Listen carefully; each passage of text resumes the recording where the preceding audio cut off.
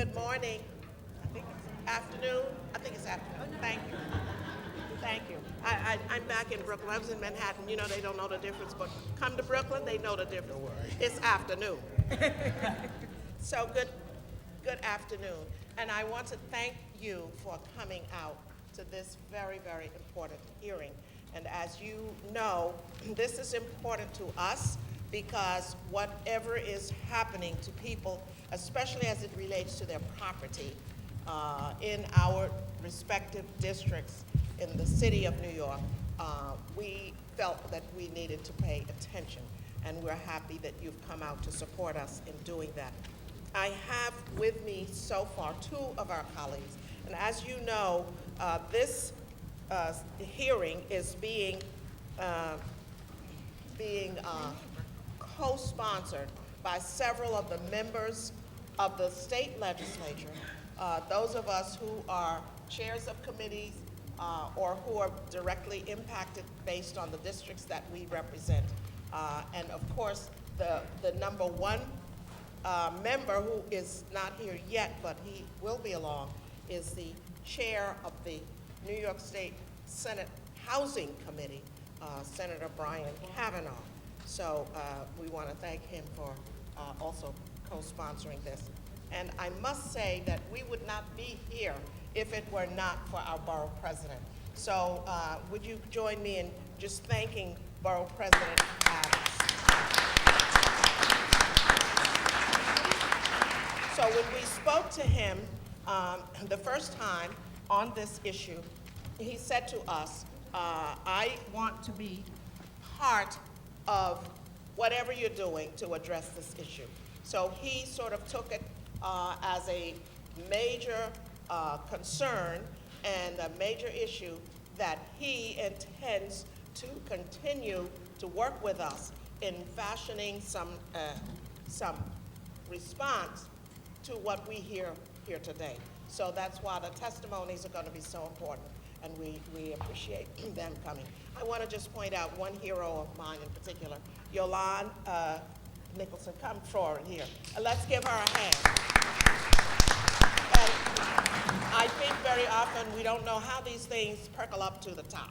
But here is a woman who has been so consistent, and she started out just helping people who had lost their properties, trying to help people navigate the system that had resulted in problems that they could not solve themselves. She's an attorney, but she did not decide to use her profession just to make money. She decided to become sort of what I consider to be a latter-day Moses for us. So she's here today. She's guided a lot of what we have been able to do up to now, and we anticipate her giving us continued guidance. But I just want to acknowledge your work, and we thank you so much as a community for what you've done.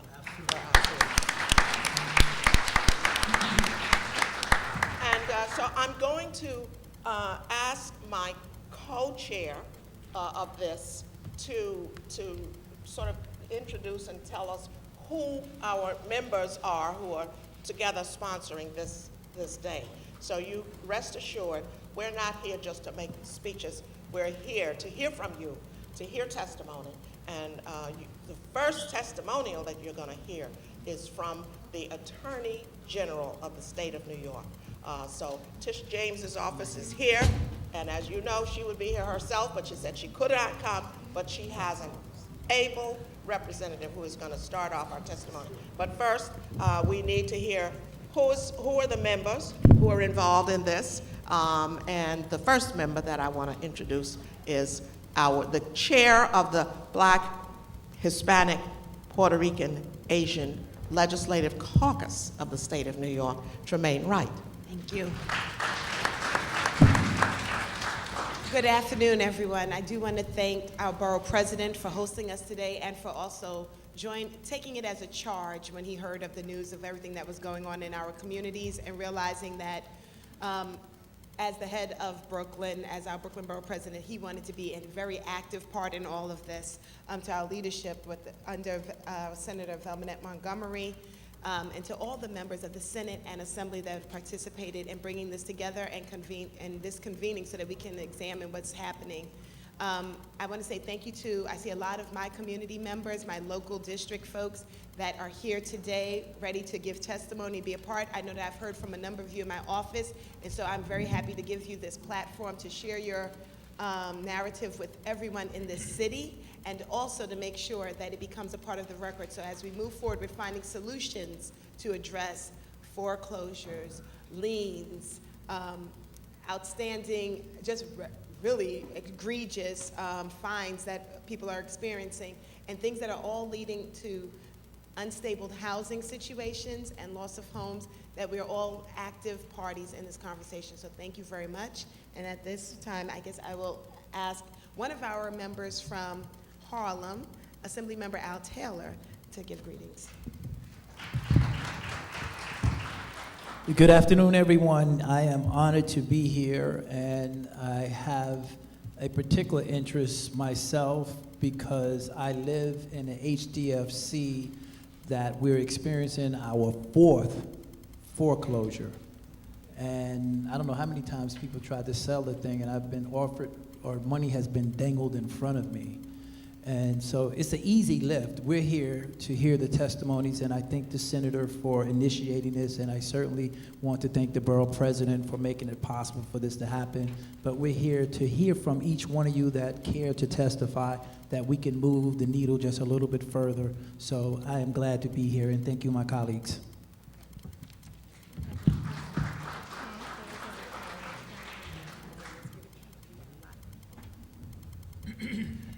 So with that, we will begin our testimony. And by the way, the Borough President is on his way. He had a press event regarding the issue in Australia? New Zealand, excuse me, I'm sorry, New Zealand. And so he's on his way immediately following that. So I'm going to ask the first person who will be testifying for us from the Attorney General of the State of New York's office, Michael Barbosa, who is the Assistant Attorney General in charge of the Brooklyn Regional Office of the Attorney General. Mr. Barbosa, you're there. Okay, thank you. Good afternoon, Senator Montgomery, Senator Wright, Assembly Member Wright. Thank you to Borough President Adams and distinguished members. I am very honored to be here on behalf of our Attorney General, Letitia James.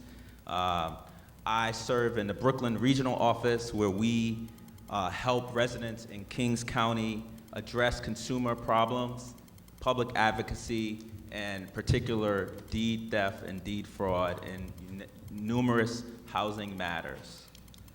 Now, as you know, our Attorney General, Tish James, serves as the people's lawyer. Serving as the chief guardian, she protects all of our rights, civil rights, consumer rights, defending labor laws, the environment, investors, and more. We also defend the state, and we have broad authority under our executive authority, 6312, to subpoena businesses and individuals where there's a pattern or practice of persistent fraud and illegal conduct. We're here today to talk about the Brooklyn housing crisis. After more than 10 years for the foreclosure crisis, homeowners in Brooklyn continue to face many problems. Records show that although home prices are going up, home ownership for Black and Latino homeowners are decreasing every year. The rate of foreclosure filings in Brooklyn are still very high, and the epidemic of fraud continues. And many of these homes have been by these families, controlled by these families for half a century. Happening? Well, we know why this is happening, because the value of the properties have gone up. And the owners, many of the owners are elderly or widowed. Properties accumulate liens, as was discussed, and with the stroke of a pen, homes have been transferred from victims who are the most vulnerable. To combat this problem, the Attorney General's Office has done a number of initiatives in addition to our litigation, which I'll discuss briefly. But in 2012, we had a homeowner protection program, HOP, which provides free legal services and a network of over 85 counseling and legal service organizations across the state to try to directly help homeowners in foreclosure, as well as funds for resources. We also created a website where homeowners can look up different organizations to see if it's a reputable business or company, to see if they've been under investigation by the Attorney General's Office, by another government agency. We also have foreclosure rescue scam prevention, where we provide grants. The New York State Mortgage Assistance Program provides 0% interest rate for families that are in distress, that need assistance to help them with their modifications. So, I have 3 more minutes? Yes, okay. All right. So just talking about some of the deed theft. We've done many cases. Most recent was a deed theft involving a woman who was charged with transferring and forging the properties of 2 properties in Brownsville, Brooklyn, East Flatbush. Most of these cases involve individuals who are either very elderly or have died, and they forged documents. And now we're working more and more with all of the different departments, all of the sheriff's offices, and we're doing a number of different civil deed theft fraud cases as well. Our recommendations are to continue to contact our office. We have a 1-800 number, 1-800-771-7755. We also have our website, and try to strengthen some of the different protections that protect homeowners. There was a Home Equity Theft Prevention Act from 2006 that needs to be in line with the new scams that are coming in place in terms of strengthening the different protections for homeowners, in terms of allowing the district attorney to void the contract instead of having homeowners go to civil court and hire an attorney, and numerous other changes. So we stand here with all of our advocates, and I look forward to any questions. Thank you.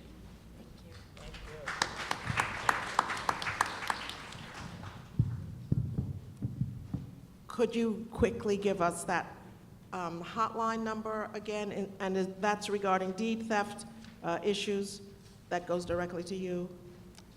Yes, the 1-800 number is 1-800-771-7755. And that's anyone who is having issues regarding deed theft? That's all of our consumer fraud related cases, and the deed theft goes directly to the Brooklyn Regional Office, or it also goes to our real estate enforcement unit that handles the criminal law related matters. Okay, thank you. Any questions? I'm sorry, can you also just revisit I think you just spoke on the proposal to allow the DA to void contracts. Can you just speak to that once again? I'm sorry, I missed some of that. Sure, absolutely. So under, there's a current bill. 1408? I'm sorry? Is that the 1408? Yes, 1408. And there's a section that's looking to amend the criminal procedure law that would allow the district attorney or attorney general to be able to make a motion in Supreme Court and void it when we show proof that that there's a conviction underlying with the deed. The transfer of the sale, okay. For the transfer to sale, yes. Thank you. You're welcome. Okay, thank you. Thank you so much. While we do not have in person our district attorney, D.A. Gonzalez, he has sent in a written testimony. So as soon as we can have a moment to go over that ourselves, we can share some of what he is saying to you. Meanwhile, our next presenter is Attorney Yolanda Nicholson, who is going to get us started on what she's been doing. And please, Yolanda, make sure that we have some recommendations coming from you, because the ultimate purpose of this hearing is that we hope to have some recommendations for us to take with us in terms of legislative remedies to address some of the problems. Thank you. Good afternoon. I just want to take a second before my time starts to run to extend my gratitude and the community's gratitude to Senator Velmanette Montgomery, to Assemblywoman Tremaine Wright, and to Assemblyman Al Taylor.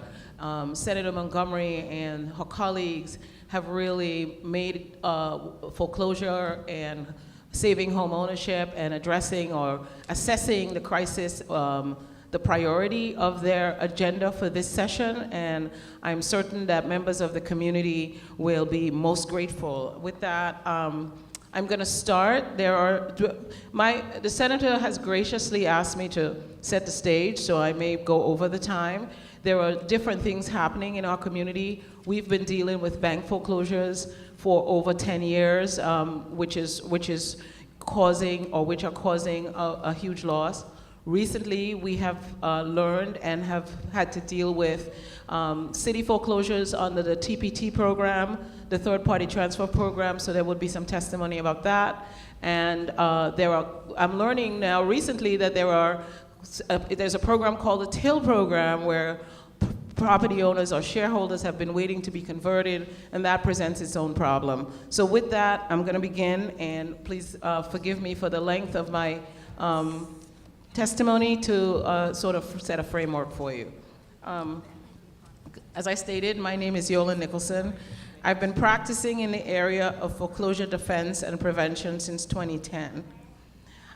I appreciate this opportunity to testify on the crisis and epidemic facing our communities. I've now begun to call this an epidemic. I would like to inform you that yesterday, on March 14th, 2014, my mother's birthday, 64 properties in Brooklyn, New York were scheduled for auction and in Kings County Supreme Court. I've included the listing of these properties in your packages. The list tells the story of your neighbors who are no longer able to live alongside you or to send their children and grandchildren to local schools or attend churches in the neighborhoods where they previously lived and where you represent.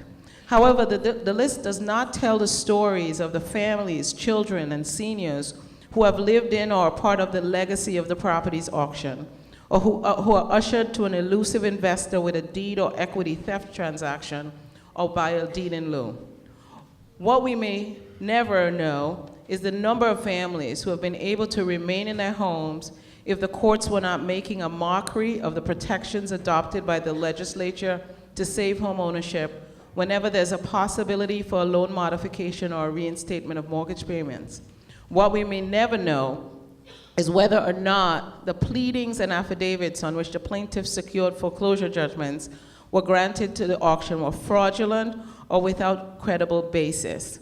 What is public knowledge is that Black and brown communities in New York City, in neighborhoods like Bed-Stuy, Canarsie, Brooklyn, St. Albans, Queens, Harlem, Upper Manhattan, once redlined and were then targeted for subprime and predatory lending, and are today's hotbeds for gentrification. Your longtime neighbors and friends are being replaced with cash-rich investors, many of whom trade in foreclosure judgments and auctions behind the scenes. They then drive up the per square foot cost of rentals and the purchase price of homes for first-time buyers in the outer boroughs of the city. Foreclosure judgments and auctions are thus part of the engine for displacement of people of color from their homes and their communities of many decades. This is the message that I'm hoping that you leave here with, that our courts have become the fuel of the displacement of our people. I am here to report to you is that overall, we no longer have a state court system that cares to inquire about or have evidence regarding which entity actually owns the mortgage note or which entity actually advanced money to fund the loan. The courts now care less about whether or not the actual creditor is before them in loan modification negotiations, or whether the entity representing judgment and auction in foreclosure proceedings has legal standing, or whether the foreclosure auction is being published countywide, all of which are required by law. The well-kept secret is that foreclosure judgments are being doled out by our state Supreme Courts across the downstate, and in Kings County especially, to any warm body claiming to own the loan while presenting a photocopy of the note, oftentimes a poor photocopy. Consequently, the foreclosure crisis has now steadily risen to epidemic limits for the communities of color. And in the rest of my testimony, there's information about why. Recently, we learned that in New York State, 167,000 pre-foreclosure notices were sent out in 2017. The courts are reporting and celebrating a downward trend in foreclosure proceedings and a downward trend in foreclosure, and the market is celebrating a downward trend in foreclosure filings. But I don't think our communities can join in this celebration because we don't feel a downward trend. We feel a pressure. The clients that I speak to, some of whom are here, some of whom are referred to me by the Senator's office, by community leaders, by the precinct council, by community boards, every day I hear there's a heavy, heavy pressure. When we go to court, it's difficult to get a loan modification, even for families that can afford. And I want to leave you with a couple case studies, but to impress that although we're talking about communities of color, we're talking about working family communities, median income family communities. Among our communities we are a diverse community. We have clients who are Orthodox Jews, Jewish families, Italian American families, Hispanic American families, Middle Eastern families, and there's just this, with all due respect to the AG's office, the values that we're seeing in Brooklyn are not merely because of market pressure. We have a spigot that's been removed from the court where we no longer care about fraud in the filings. We no longer care about rational basis for denying loan modifications because the people predominantly facing foreclosure right now look like me and you. So with that,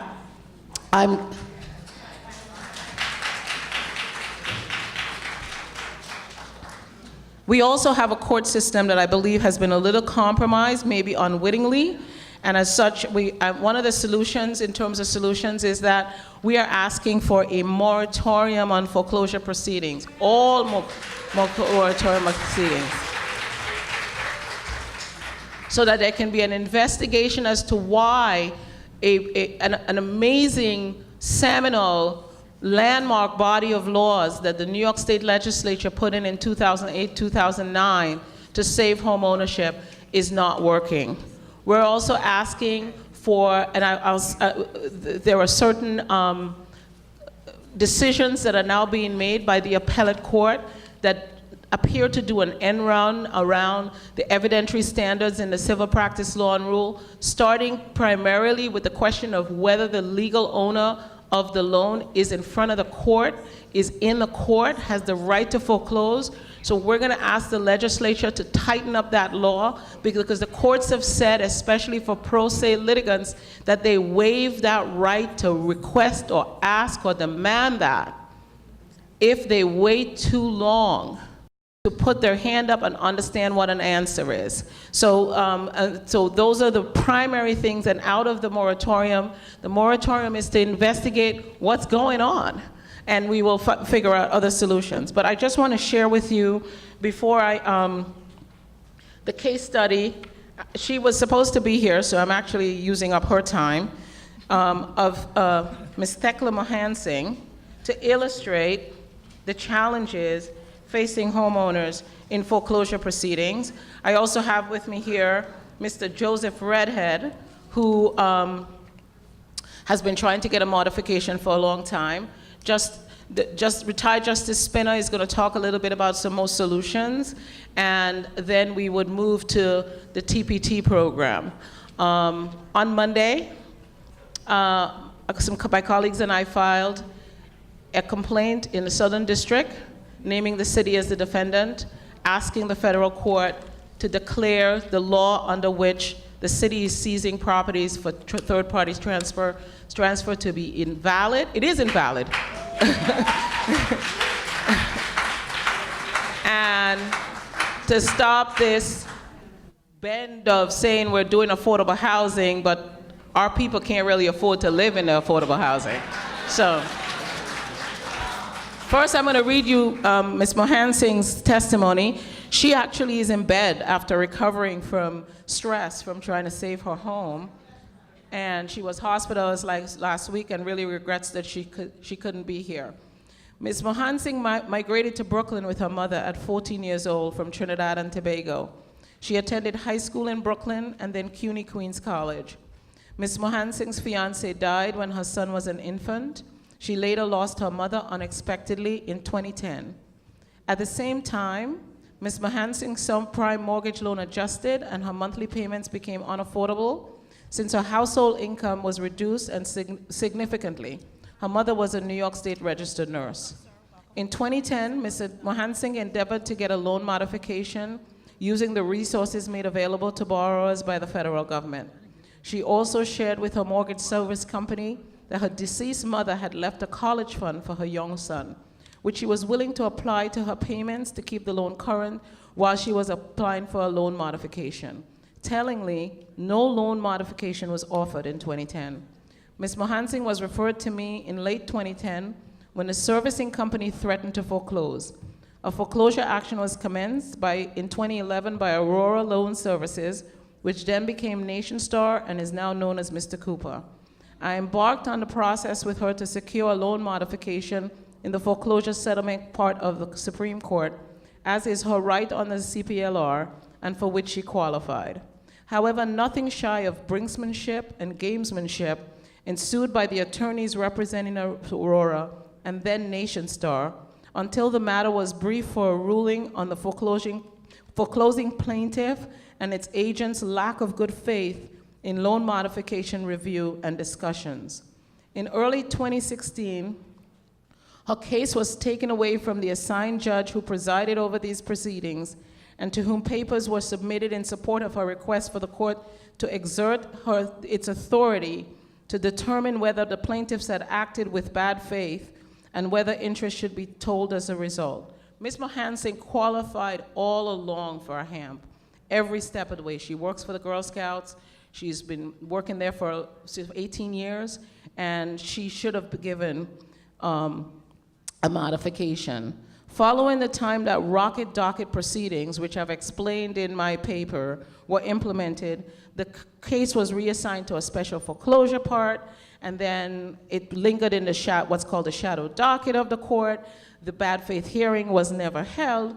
All these years since 2010, this interest has been mounting. I then referred her to my sister Alice Nicholson, who tried to get a loan modification in federal court. Wells Fargo came in and did more shenanigans and said that they came up with some denial that they've got an in-house one mod, HAMP's gone, and really they don't have to modify. So this is really the story of how the courts are failing our families despite the fact that the legislature has mandated the courts to create an arena for good faith negotiations.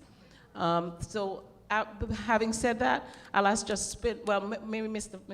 Redhead, do you want to just share your story?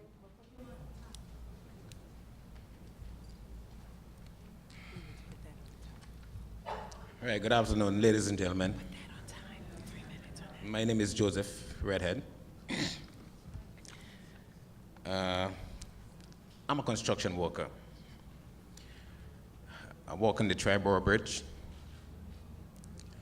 walk on the Tampan Sea, and right about now I'm on the Kakiasco. I've been doing construction all my life. Now I'm going to give you a story about my situation with my house. My house was built in 2004. I bought it in 2005. I get a loan from Lend America. In about a year and a half, I did a refinance with Fremont Investment. So what they did, they asked me for need any cash back. So I said to them, if there's enough equity in the house to give me some cash, I'll take it. So what they did now, they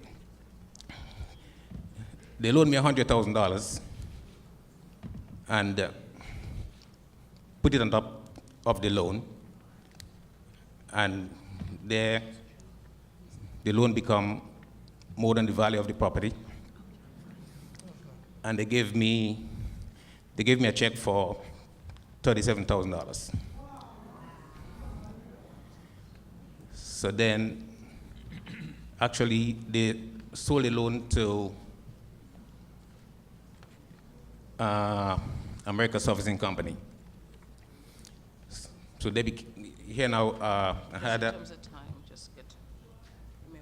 His Time. testimonies is Oh. going to be in the record, but Okay. I'll try to make it shorter. talk about what happened with your efforts to get a loan modification. Well, actually, I tried many times, trying to get a loan modification, and somehow it just not working out. So I don't know why the banks find it so difficult to give one a second chance.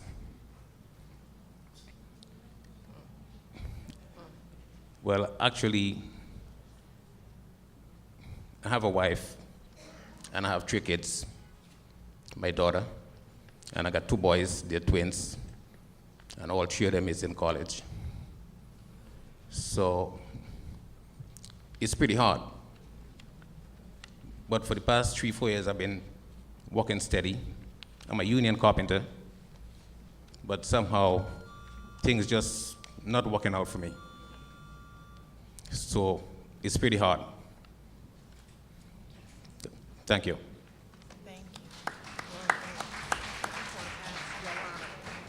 Is Nduke here? Okay, sorry. Yeah. First, I'm gonna divert. Nduke Agu, am I saying it correctly?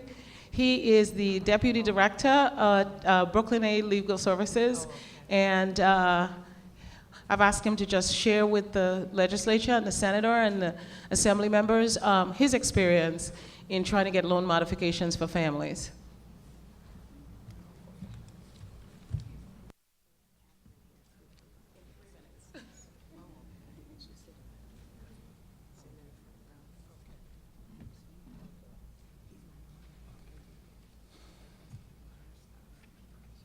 Good afternoon, everyone. I feel like I'm too tall. My name is Nduke Agu. I'm the Deputy Director of the Consumer Economic Advocacy Program at Brooklyn Legal Services Corporation A. My primary function is to help homeowners in foreclosure to save their homes, in addition to assisting homeowners through various loss mitigation procedures, and Ms. Nicholson spoke about what's happening in the courts. My office litigates where needed to accomplish this. I wanted to supplement Ms. Nicholson's testimony before this panel by talking very briefly about loss mitigation and its various guises in both state and federal court, and why this is necessary to combat the ever-evolving banking criteria for approving loan modifications. Additionally, I do not seek to mimic a lot of what's going to be spoken about today.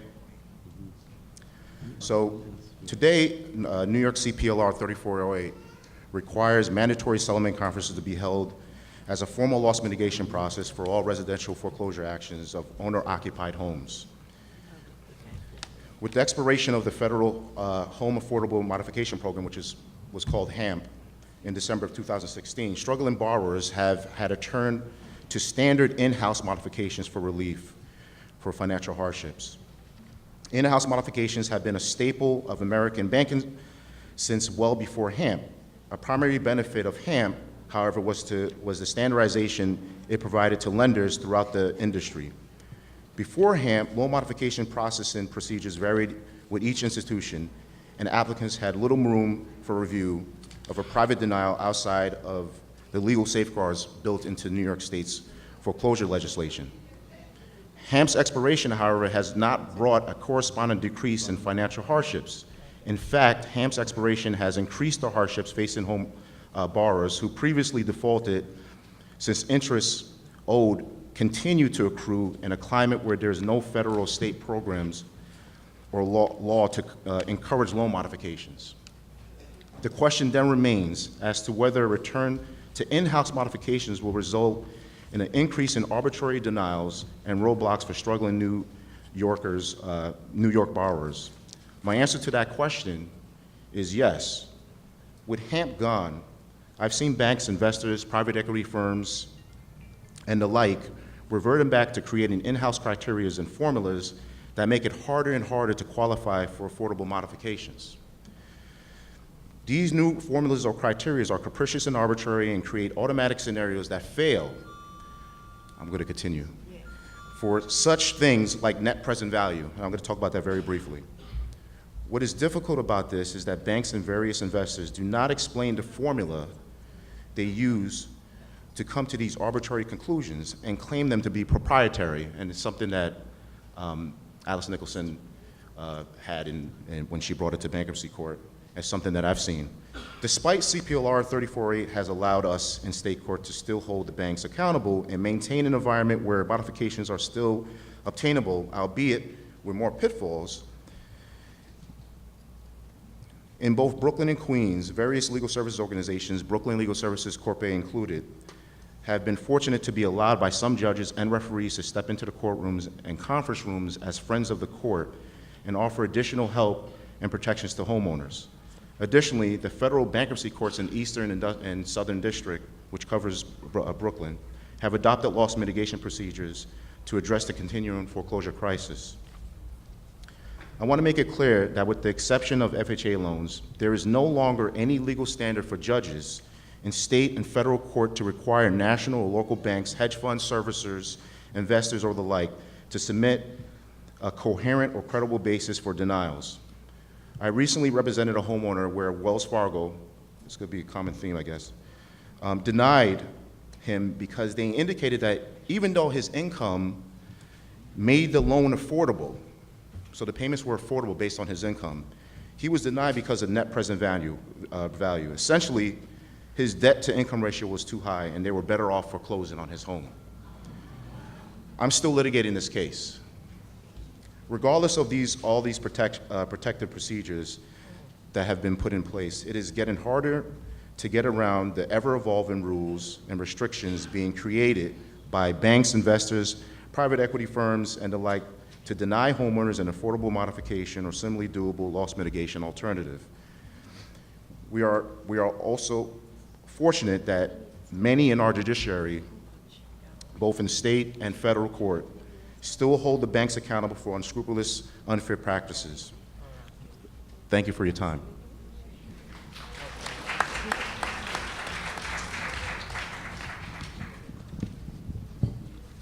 I just wanted to ask a quick question about a couple of issues that you've raised.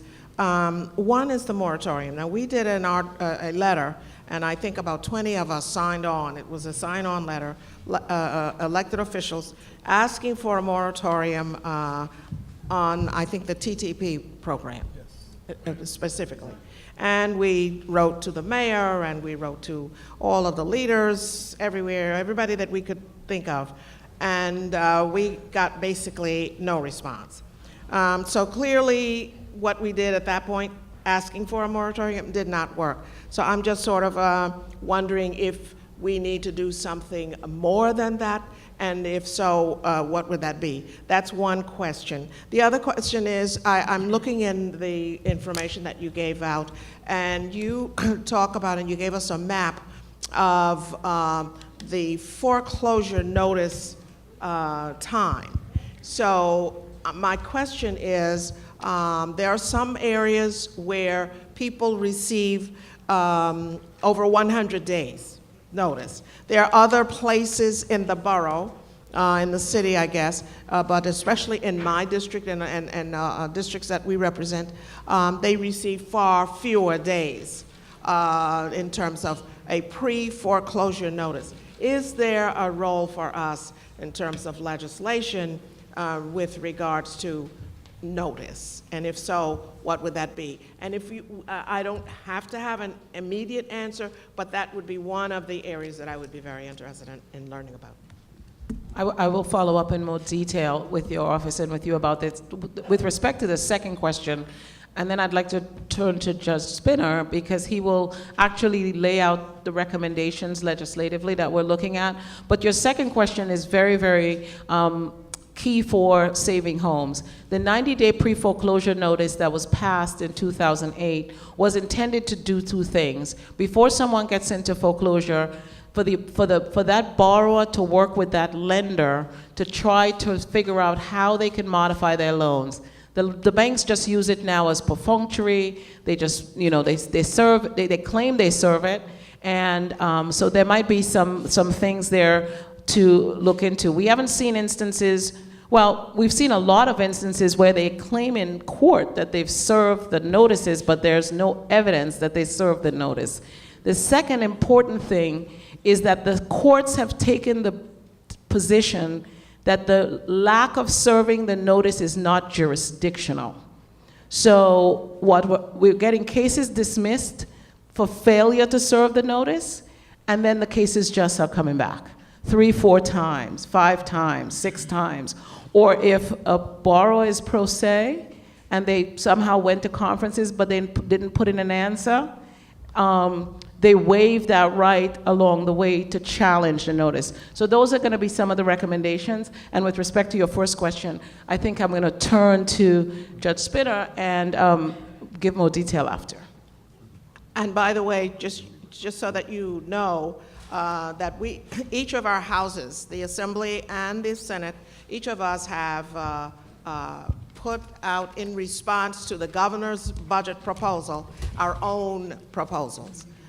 We call them resolutions. So in our resolution in the Senate, we have requested the $20 million for the Homeowners Protection Program, HOP, which was brought to our attention, by the way, by many of the people in this room. And so we are going to be fighting for that as elected representatives to make sure that this does happen. Yes. And in the Assembly One House, we have a appropriation for, or a request for $20 million for the coalition of small community-based groups as well as legal services that provide direct service to those who are facing foreclosure and need assistance in the process for modifications. Judge, thank you very much for coming. By the way, Judge testified in Albany during the Black and Puerto Rican Caucus, so we thank you very much. Thank you. For your help. Good afternoon, everybody. How's everybody today? Good. Senator Montgomery, Assembly Member, I can read my own handwriting. Assembly Member Taylor. Assembly Member Tremaine Remember, Wright. I can't read my own writing, it's terrible. Assembly Member Tremaine, President Adams. Thank you all for allowing me to appear here today and try and help out. I did have the privilege of appearing before Senator Montgomery and Assembly Member Taylor in Albany a few weeks ago, and I think that's how we sort of got the ball rolling. My name is Jeffrey Arlen Spinner. I'm sure most people here don't know me. I was an attorney in private practice for 10 years, and I was a judge in Suffolk County, county court judge for 21 years, the last 13 years as an acting Supreme Court justice. I had a particular interest in the field of foreclosure. I did that when I was in private practice. And when our legislature created a statute known as CPLR 3408, which requires a settlement conference with the court on a residential foreclosure, I was the person who was assigned to create the program in Suffolk, to set it up, to staff it, to come up with rules, to come up with parameters. The way I always did my world was I just want people to come in with an even playing field. If you have a single homeowner and you have a large bank, obviously you have a disparity in terms of power, in terms of influence, in terms of money. I personally conferenced every single case for almost 2 years because that's the way it had to be. I made some decisions that were I would venture to say somewhat unpopular in banking circles, but I did what I had to do. I think one of the best things that our Assembly and Senate have done was to pass Section 3408 because it gave people the ability to actually come in and be heard. They're not going in and trying to talk to somebody on the phone at Mr. Cooper or Nation Star and say, hey, can you help me out? They come in, they can have a lawyer assigned to them, they go before a judge, and it can make a difference. There is one thing that I think is lacking in Section 3408, which I think must be addressed, and that's that it's what I call a toothless tiger. It's a wonderful statute. It requires the parties to negotiate in what's called good faith to reach some sort of a resolution. The statute doesn't really define good faith. That has evolved through a series of judicial decisions, including some that I have written. What it does not provide for are specific sanctions. What to do if it turns out one of the parties is not negotiating in good faith. I had one of those cases, and what I did was I created what's called an abatement of interest of court costs during a specific period of time. I directed that the bank was prohibited from collecting interest or costs in this specific window of time where they failed to act in good faith. Judge, we want to make sure we get as many people as possible, so just, can you summarize on your main point? And I just want to bring to the attention to everyone who's here that we have the clock there, because it's always important to me that we hear from everyone. So let's try to be mindful of the clock, and this way we can get all of our community members together. So Judge, I need for you to summarize. I'll be very you brief. can give us a written statement that we will put into the package. Yes, I've already provided that. Okay. So basically, I think that 3408 needs teeth. I think that, as Ms. Nicholson pointed out, to require filing of proof of service of the 1304 notices is critical. I also support the recommendation of some sort of a moratorium on foreclosure proceedings. Let's do that. Take a look into it. See what's really going on.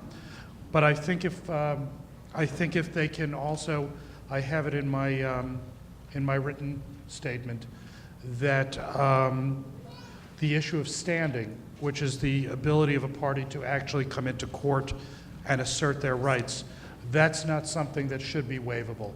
That's something that should be able to be raised at any time. Thank you. Thank you.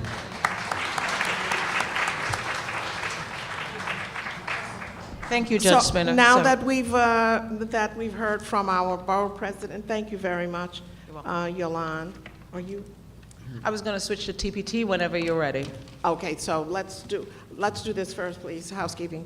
I just want to, as we've already thanked him, so he doesn't really need us to thank him again. I think, but we will say, while he's present, we really, really appreciate you opening up our house so that we could come in and be able to discuss these important issues and questions. But, you know, not every borough has the kind of borough president that we have here in Brooklyn. So, yeah, we know this is the County of Kings, so we have a wonderful leader for our borough. I also want to recognize Senator Kevin Parker, who is also a member, and he is chair of the Committee on Energy and Technology. And yes, and he absolutely demanded that we include him in this, although we didn't really know what he would say, but he has assured us that he has a very important role to play in this whole question. And I'm so happy that he is here with us and will give us some understanding of how he intends to work with us to take care of this issue. Our borough president? Yes, if I could just... Adams. Just a few statements. Thank you. Senator Montgomery, during my time in Albany, has really been the voice of of just morale and reasoning, and we just really thank her for her years of service, and both with Senator Parker and Senator Wright, and we're so happy to have Senator Taylor here with us at the same time. And I just want to set the tone of why we think this hearing is so important. This is just one of many stops. We cannot make the mistake of Hilton Head, South Carolina, where so many black property owners lost their home, the thousands of black farm owners lost their property. There's something that's taking place across America, and I think Brooklyn is ground zero. And the rivers that are leading to the ocean of black home ownership is coming in from so many different directions. We have foreclosures, we have the deed frauds that's taking place, we have the property transfer tax that's taking place. There's a concerted effort across this city where black and brown people are losing their homes. And our wealth is really in our home ownership. Once you lose that wealth, we lose our home ownership. When you have a homeowner that loses a $1 million home because of $3,000, or even if they lose their home for $100,000, your family is losing your equity and you're losing your wealth. You cannot turn that wealth over to your family members, your sons and your daughters. And so this is not just about numbers and stats. If we want to go after those large building owners who are not taking care of their buildings, 400 and 500 apartments, I'm with it. But if you're talking about taking 2 and 3 family homes because of water bills or taxes, you can get that after they sell the place. You can always get that money and recoup it. So we need to be clear, and that's why we're here, because all of our offices have been hearing the same thing over and over again. And it is imperative that we create a document. We sent a letter to the U.S. Attorney. I believe there's some criminality that's involved in some of the things that are taking place. And we need a thorough forensic audit of every house that was lost and what is the dollar amount that's involved. We need to also put a moratorium. We need to stop foreclosures. We need to stop transferring of properties. We need to stop what we're doing until we figure out what is being done. That's what we need to do. And so I want to conclude by saying, listen, I have a home. I'm a homeowner in Bed-Stuy. And I worked hard for it. And I want to turn it over to my son. And many of you have homes that you have sweated. When no one wanted to be in Brooklyn, you stood fast. I remember Annette Robinson, the former Assemblywoman, talking about owning your home.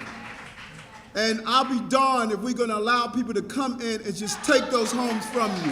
That's not going to happen. And that's why we're having this hearing. That's why we're here today, because we're going to fight for your homes and give it everything we got to protect them. And that's why we're having this hearing.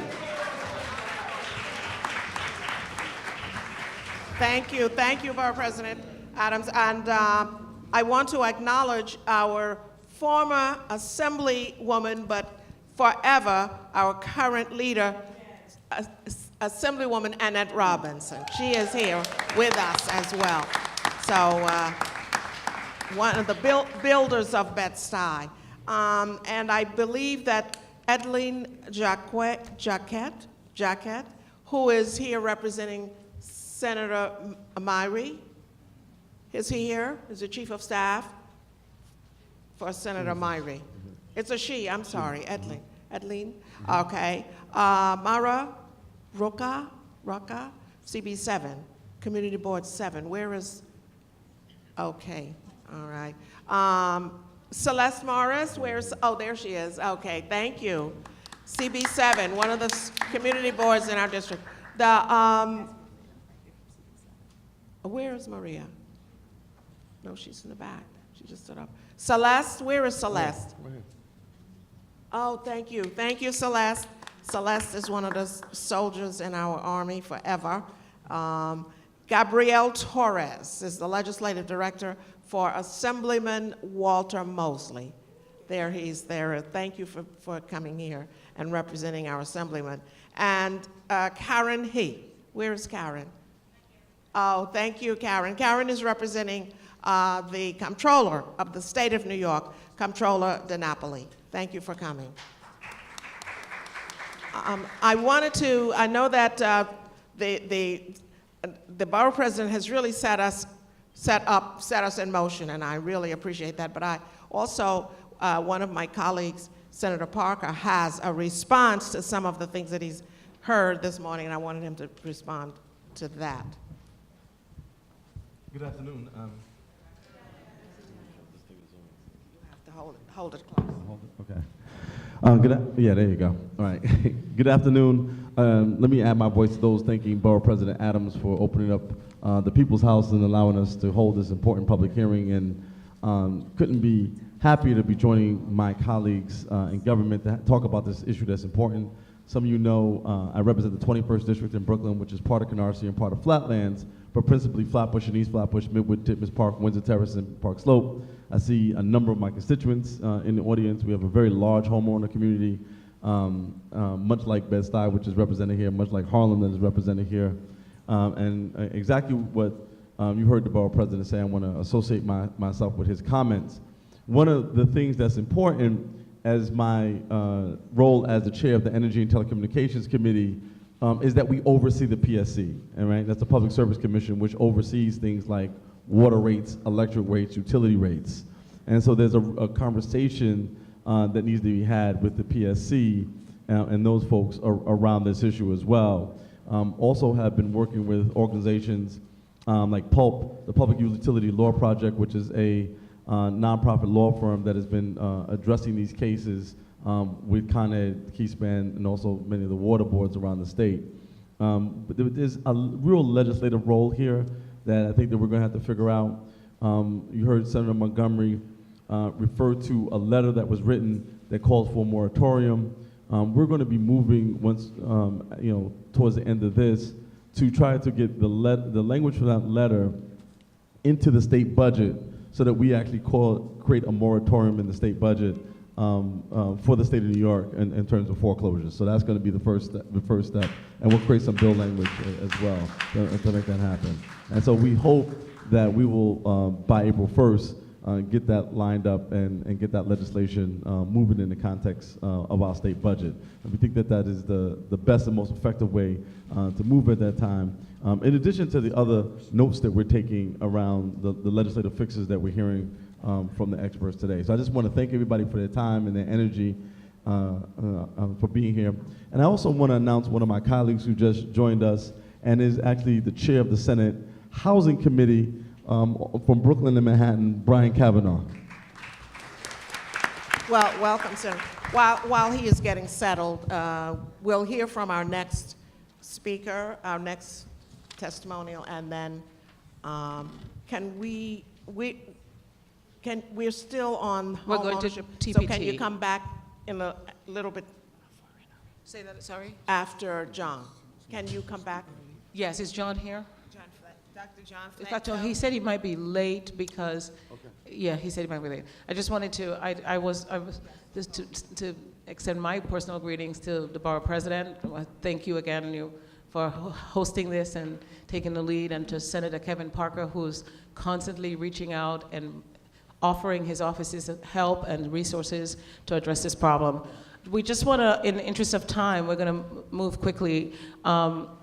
Last fall, Mr. James Caldwell, president of the 77th Precinct Community Council, called me with the family that the Borough President indicated lost their home for approximately $3,000 water bill. To move quickly, we've now, months later, understand what was gravely wrong with this process.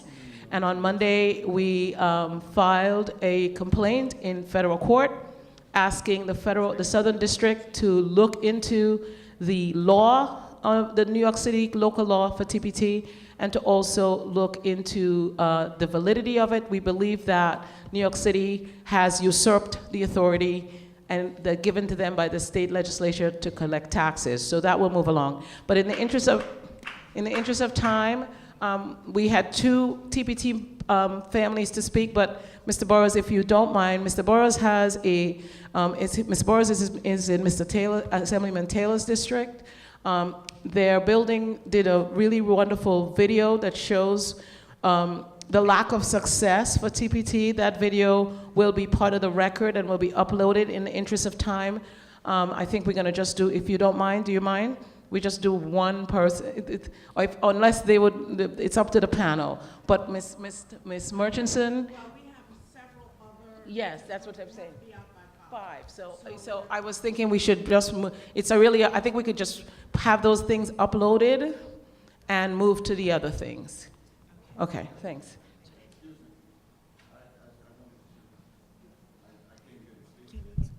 Yeah, hold on, brother. Did you sign up? If you sign up, you speak individually. You're not speaking, her time is not your time. You speak on your own. Did you sign up to speak? I submitted their names, okay. Both their names. So I'm done. Okay. Thank you for the opportunity, for bringing this to your attention, for the resources and time you've given to it, and for your commitment to try to do something to make a difference. So let them speak individually.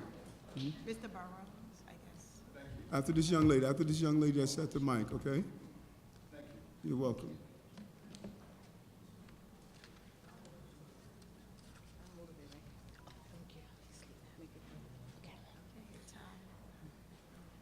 I had, yes, my name is Shalivia Thomas Murchison, and I had a whole statement prepared, but I just want to start off by saying I want to thank you guys up here for giving us a chance to speak to you, to speak on behalf of our families and on generational wealth and on our children, our great-grandchildren that we have been stolen from. If I had to say anything directly, I just want to say that we have been targeted as Black and brown people in our communities, just trying to feed our families and take care of our families. But what I want to say is, because we were targeted, this is what we would call a hate crime. Okay? This is a hate crime. If I could, 1 minute, because my clock is running. Hate crime defined. The FBI defines a hate crime as a crime against a person or property motivated by bias towards race, religion, ethnicity, national origin, disability, or sexual orientation. When we talk about TPT in the Black and brown communities, we're talking about us. And the same way that they have violated other people, speaking mainly of the Jews, and now currently the Muslim community has been under attack. This is how we have been attacked. So I want you guys to understand how important that is. But if I had to say anything prepared, is the third-party transfer program, TPT, has affected my family in ways I do not feel comfortable at this time discussing. But what I can tell you for certainly is that my family has lost real property, personal property, and future earning assets that exceeds over the value of $2 million. The TPT program itself is based on the current market value. And because of that, if you take into account the debt in which they're saying we owe, we have definitely been treated and cheated and targeted. I would further like for you guys to understand this one thing I would like to put forward to you. If I had any recommendations, this would be my recommendation. I have more than enough reason to believe there has been an enormous betrayal of public trust, abuse of power, and ethics violations by elected officials, community-based nonprofit organizations, community development corporations, for-profit developers, judges seated on the New York State Supreme Court bench, as well as local clergy of prominent churches in our community. I would further urge you to investigate in the aforementioned non-for-profit organization, the elected officials, for misappropriation and corruption. I have and will furnish upon request detailed chronology and documents that may more than support all the claims that I set forth in my statement today. I just want to let you guys know on a personal level, excuse me of my parents and the parents of my daughter. But according to TPT, I was given an injunction and a gag order. Right now, I am breaking the law talking to you because there's a gag order put on me that I could not speak about what was happening to me. I was made homeless and have been living in my car for over a year with my daughter and this child here. So I appreciate you guys giving me an opportunity to bathe in your bathrooms and be able to approach you as a woman that I am. Thank you. I appreciate you, President, from the bottom of my heart. And I hope this is not lip service because I'm still in these streets, okay? I'm still in these streets. Thank you, Attorney Nichols, for believing in us and for standing up for us with the education that a lot of us did not have. I appreciate you for using that and your powers for good. I appreciate the Attorney General as well. Thank you for your hearing me. testimony. Thank you. Anything. I just wanted to ask, are you saying that there are terms with the TPT? Did you enter into a settlement agreement with them which placed a gag order on you, or is that just the terms of the process? Is that just standard in the process? To answer your question, there was never any notice at all to my HDFC that we were even in a foreclosure until the contractors went into my mother, broke into my mother's apartment and removed her whole estate. That was when we found out in 2016 that there was a foreclosure done on us 5 years earlier in 2011. As far as your question as to was that a part of the agreement, I would never, ma'am, I would never in my life agree to take my voice away, my First Amendment right to speak. I would never give that to anybody for no amount of dollar and for no type of property. That was done as an injunction by Bridge Street Development because I asserted my right as an owner, and they put an injunction on me to remove me from the premises. I am no longer allowed to speak to my own sisters. I am no longer allowed to speak to my own family members that reside in the building. My cousins and my nieces see me on the street, and they speak to me on the street because they're not allowed to talk to me in the building. I would have never agreed to that, ma'am, just to answer your question. Thank you. God bless. Okay.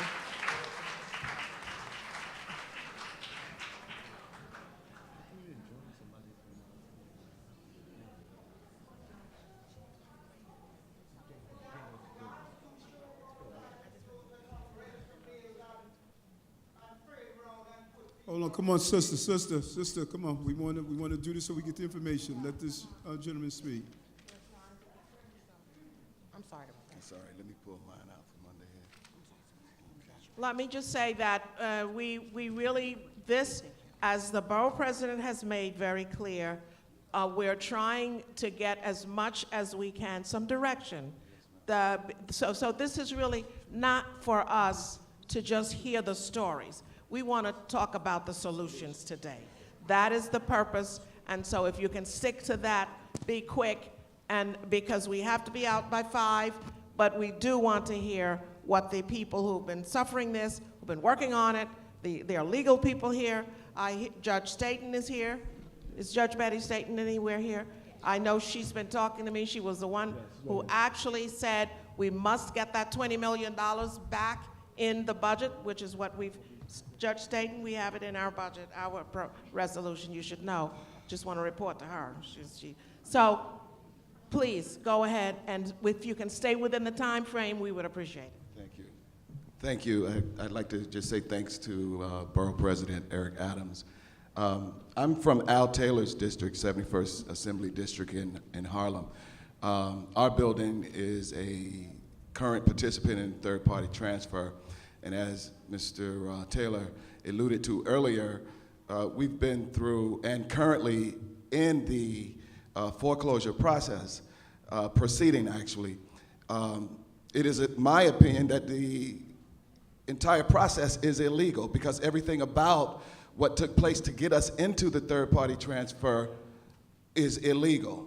All the steps taken were illegal. So here's my story, but as far as the solution, as I stated in Albany, I think on the 16th, we've currently written 3 bills that we'd like to have sponsored by you guys to submit as it relates to Article 15 and Article 11 of the Private Housing Finance Law, where HPD doesn't really have the right to do any of the things that they're doing, and we've defined that in the bill that we are going to present to you for sponsorship. So thank you for doing what you did in Albany. So I'd like to also thank Borough President Adams for responding to my email and allowing me to talk to Ryan about what took place in our building. So thank you for that speedy response. But HPD is a criminal organization. My name is Carlton Burrows. Please take a look.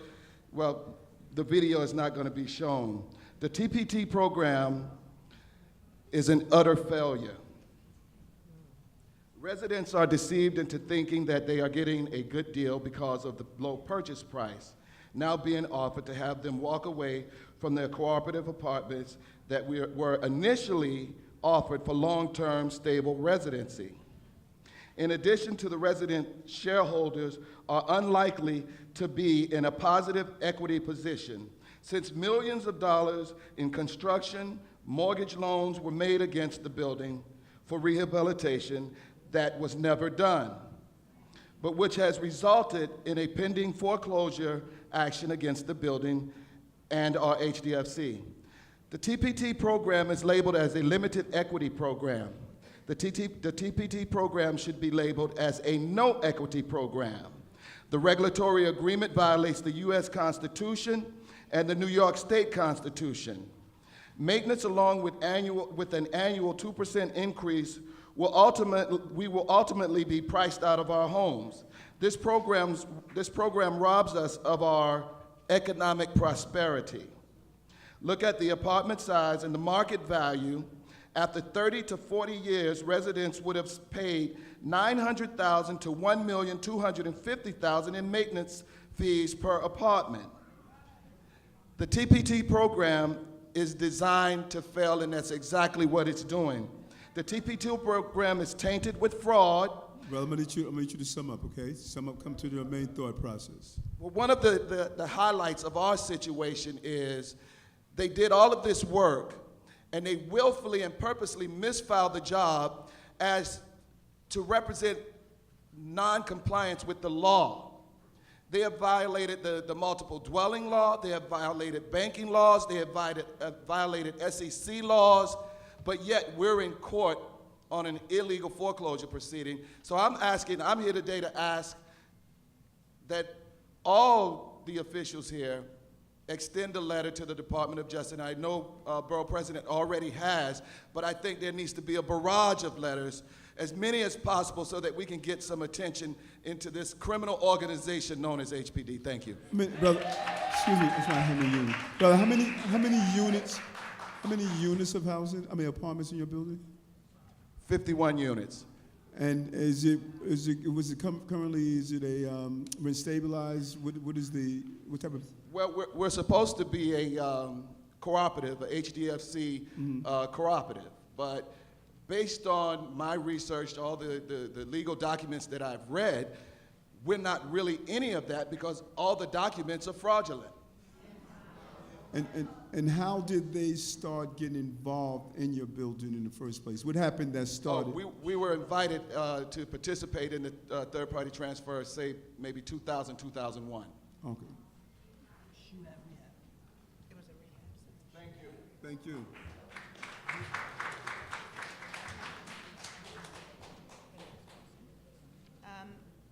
Ms. Sarah Ludwig, founder and co-director of the New Economy Project. Thank you.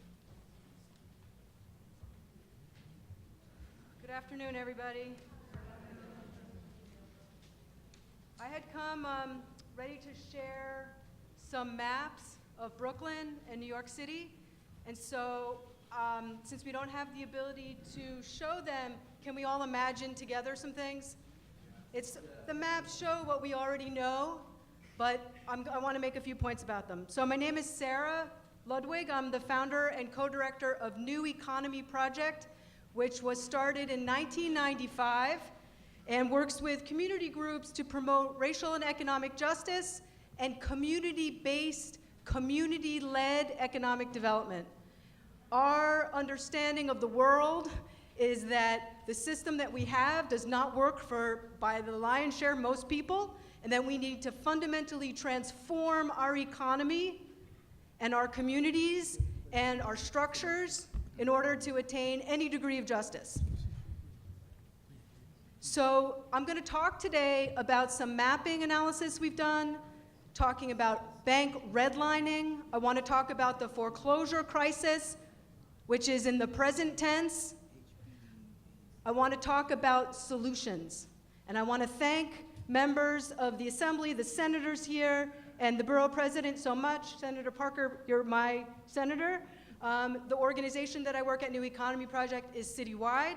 And we have, since the mid-90s, been working with people in central Brooklyn neighborhoods in particular to fight the foreclosure crisis that was sweeping through the community starting in the mid-90s.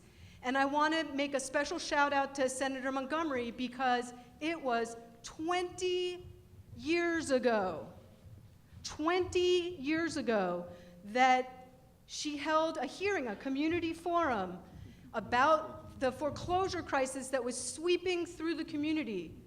And so many people showed up, and it went way into the night, and person after person recounted the exact same scenario, not knowing that what happened to them had happened to their neighbors.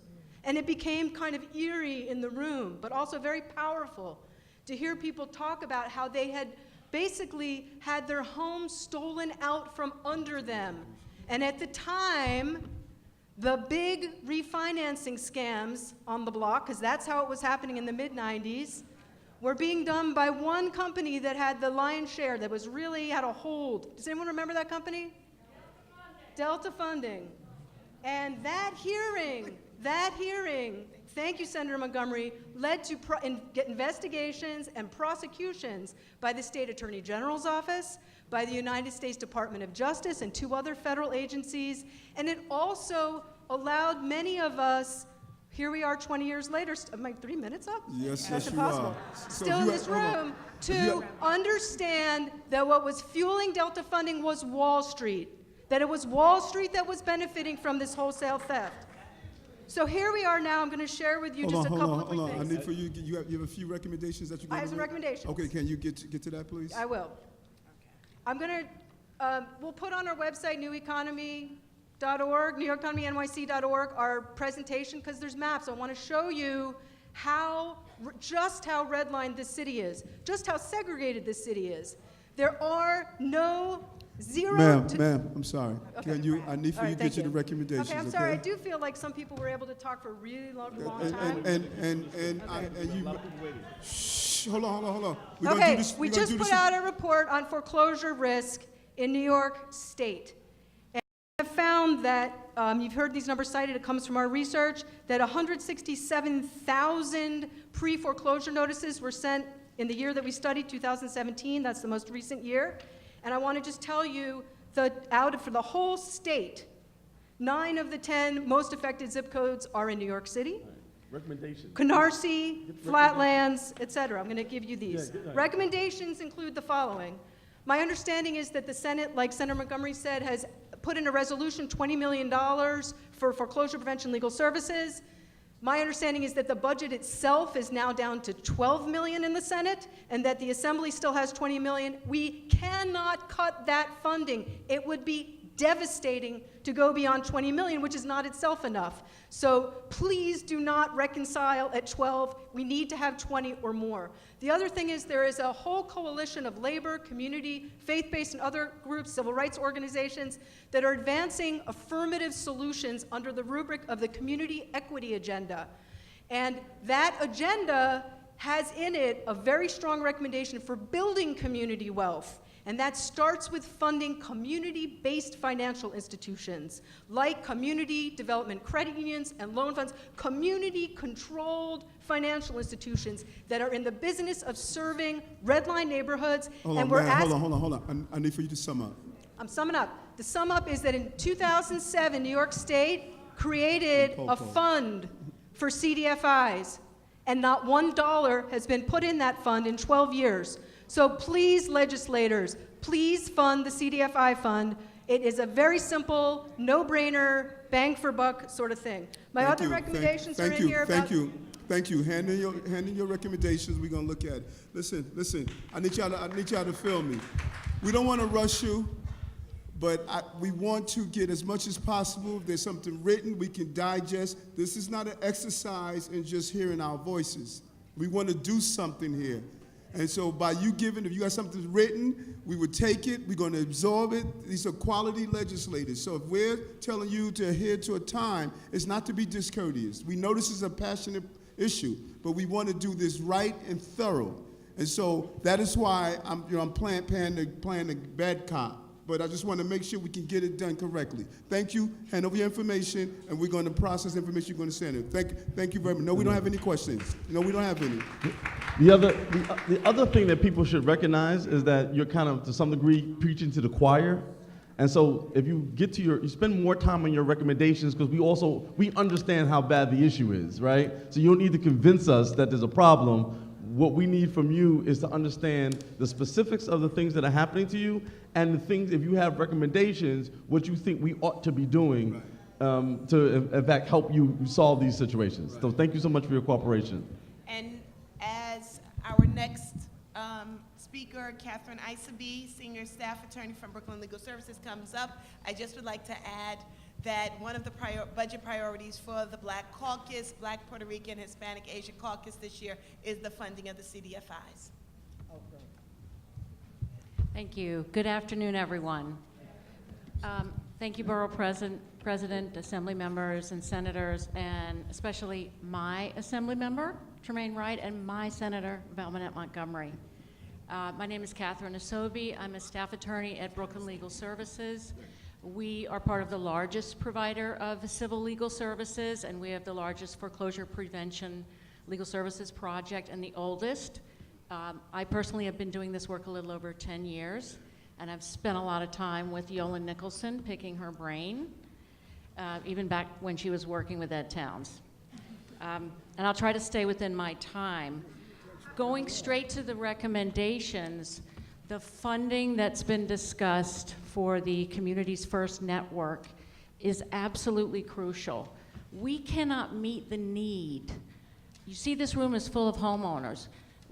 I checked yesterday, and we have about 6,000, if not more, foreclosures pending in Kings County, and more are on the way because we have a huge number of pre-foreclosure notices filed, and we had 25,000 foreclosures filed statewide last year, so this isn't over.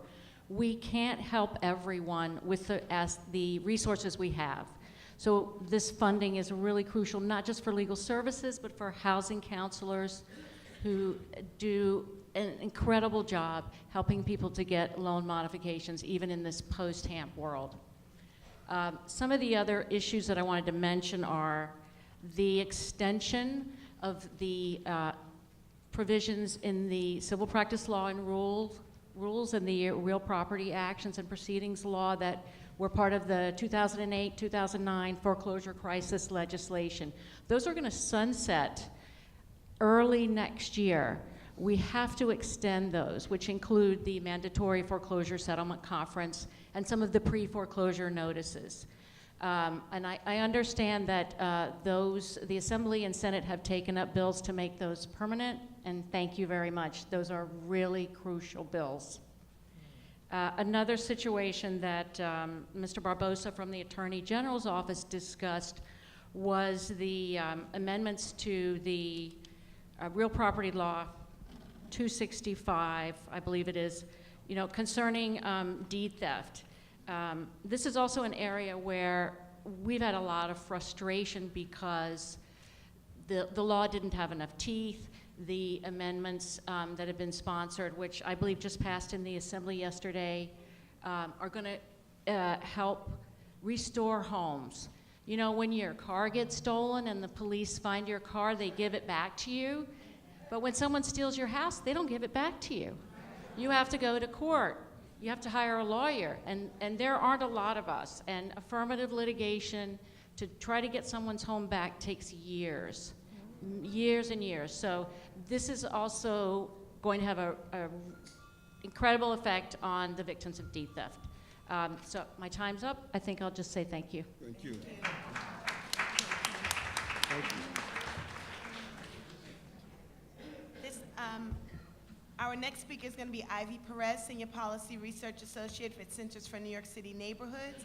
And we just wanted to acknowledge Ms. Renee Gregory from the Kings County DA's office. Is she in here? Thank you.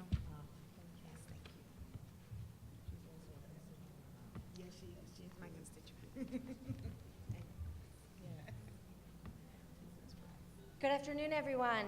My name is Ivy Perez, and I'm the Senior Policy and Research Associate at the Center for New York City Neighborhoods, as she said. Before I skip straight to my recommendations, I'd like to thank State Senator Montgomery, my senator, Assembly Member Wright, Borough President Adams, and the other co-sponsors for holding today's very important hearing on the crisis facing Brooklyn homeowners. As Senator Parker said, preaching a little bit to the choir, but the Center for New York City Neighborhoods promotes and protects affordable homeownership in New York so that middle and working class families are able to live in strong, thriving communities. I'd also like to acknowledge the hard work our Brooklyn-based network partners have done for homeowners in the borough. It's a long list, some of whom have testified before, but thanks to the hard work of these organizations, thousands of Brooklyn families have been able to avoid foreclosure and to save their homes. So on that note, I'm gonna echo what Catherine Isobe and Sarah Ludwig from New Economy Project said about the need for the full $20 million in the budget for Communities First funding. That number was reduced to $12 million in the bill, I believe, so we really need the full $20 million. Some other solutions that I would like to echo are the need for greater deed theft protections. So there's a number of bills about that also. And I'd also like to talk about the rampant, aggressive, and increasing speculation that's been happening in these communities, which is in turn pushing up housing prices, which is in turn pushing up property taxes and making it harder for homeowners to stay home. To stay in their homes. So I'm urging to, in addition to the deed theft bill and the Communities First funding, to also pass an anti-speculation bill or a flip tax bill that would make it harder and disincentivize flipping and promote affordable home ownership by increasing the existing real property transfer tax. Finally, another issue that also needs a lot of work, it's at the city level, but the tax lien sale is something that puts a lot of LMI homeowners at risk of having their homes sold. The tax lien sale also disproportionately impacts communities of color. We found that the city is 6 times more likely to sell a lien in a majority African-American neighborhood than in a majority white neighborhood, and twice as likely to sell a lien in a majority Hispanic neighborhood.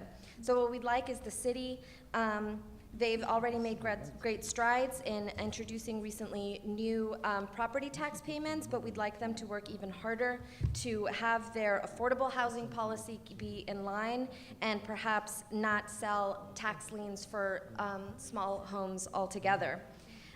We look forward to working with you to continue to promote affordable homeownership in Brooklyn, and thank you for the opportunity to testify today. Thank you.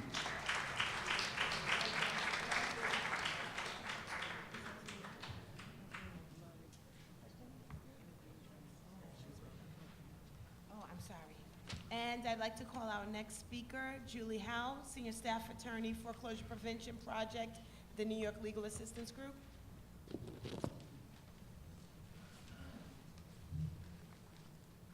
Good afternoon, everyone. Good afternoon.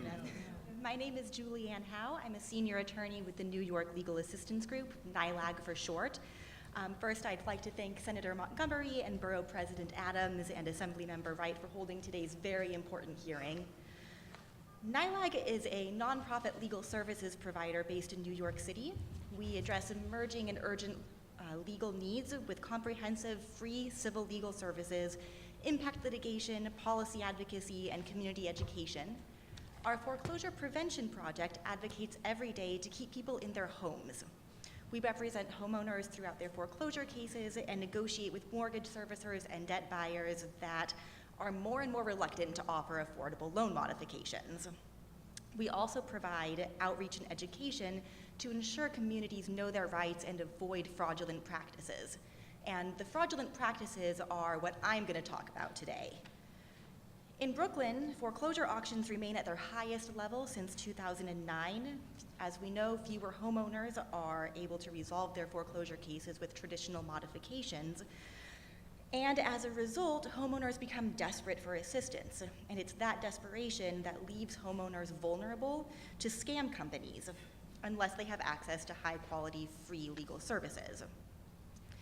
Companies that target unsophisticated homeowners, often for whom English is not their primary language, affiliate themselves with seemingly reputable law firms and lawyers in order to establish false credibility. And as such, these scam companies exploit a loophole in the law that protects attorneys and law firms from prosecution under the Distressed Property Consultant Act. Scam companies are thereby able to avoid legal repercussions simply by having an attorney agree to affiliate his or her name with the company, even if the attorney doesn't do anything for the client. For example, NYLAG worked with a client from East New York who paid a company approximately $14,000 for assistance with a loan modification. The client trusted this company because they had an attorney working with them and their contracts had this attorney's letterhead on it. However, the company did absolutely nothing for this client and in fact told him to stop paying his mortgage, which then landed him in foreclosure proceedings. Moreover, when the client asked for his money back from this company, they were able to refuse to give it to him because of this attorney loophole. They were able to say that they are not breaking the law. In order to get money back for clients like this, NYLAG has had to engage in extensive litigation.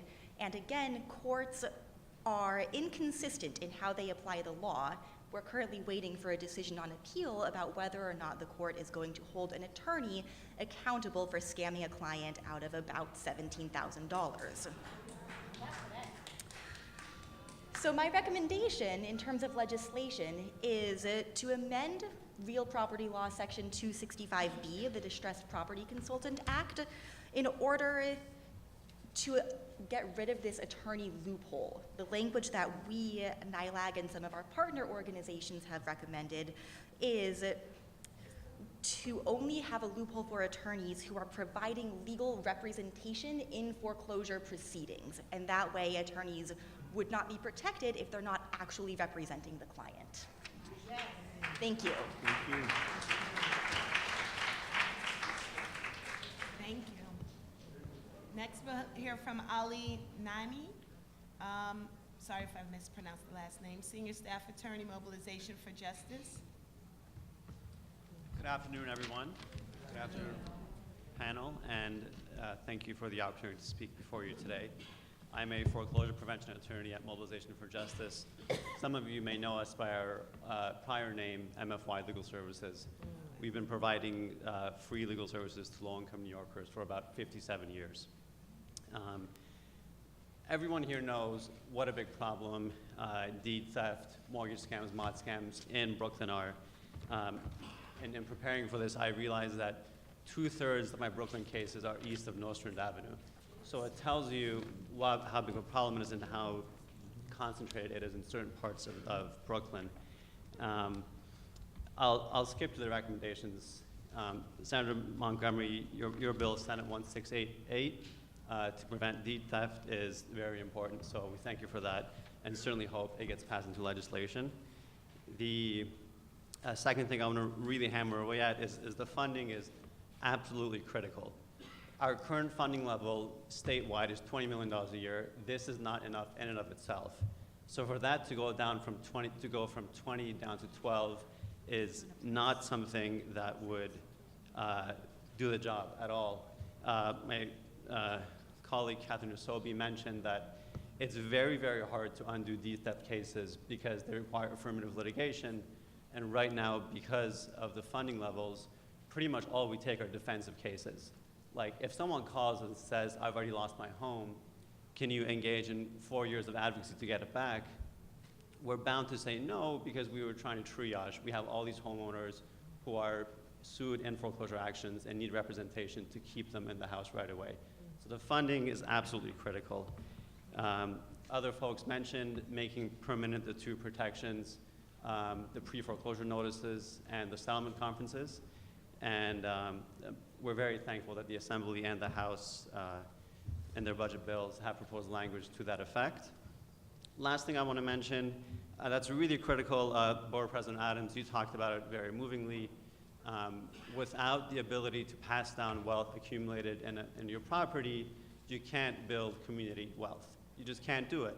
And I know of only a single person who does trust and estates law in Brooklyn, only a single legal services attorney, and half his time is spent on foreclosure. So the number of clients calling us saying, I'm in this foreclosure, but there's this complication with the deed or with some estate stuff, that we can't help is truly alarming. As far as I know, there are no bills right now to fund trust and estates work for low-income homeowners, but it's absolutely critical because, like you've all mentioned, you can spend a lifetime building equity and like buying a house, fixing it up.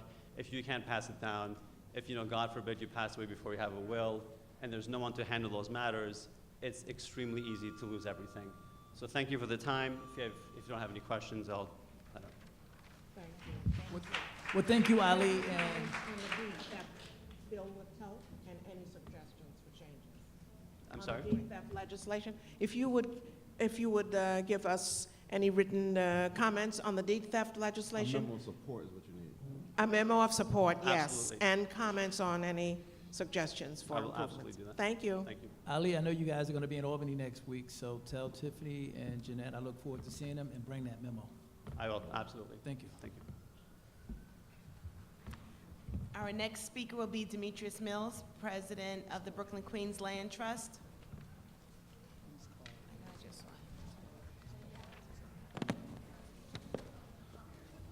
Good afternoon. Good afternoon. I think everyone on the dais know who I am, know that we are activists for community gardens. One of the biggest issues today is it seems like they're trying to take them away from us. My name is Demetrius Mills, President of the Brooklyn Queens Land Trust, a 501c3 organization that owns 35 properties that are used as community gardens for the benefit of the neighborhood residents.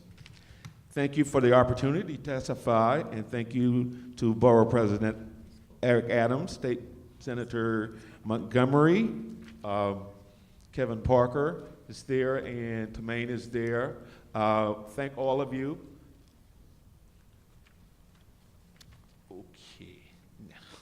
Okay.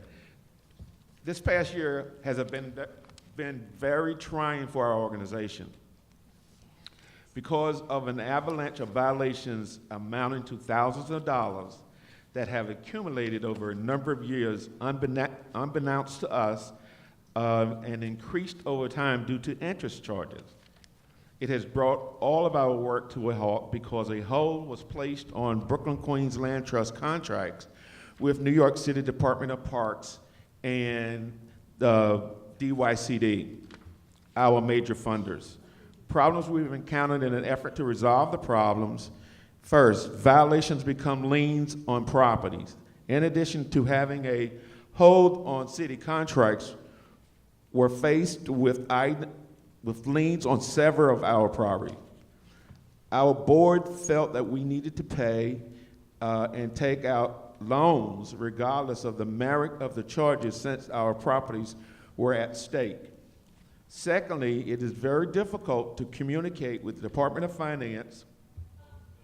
The DOF website says you can write to a post office box in New Jersey, call 311, or go to the Brooklyn Business Center in the municipal building that will take a check and debit card to pay when you owe.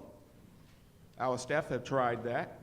Our inquiries have been dictated to a 311 responder who then calls the Department of Finance. The answer was then relayed to our staff, but never resulted in resolutions of the issues. Third, community gardens are not solely responsible for rat infestation.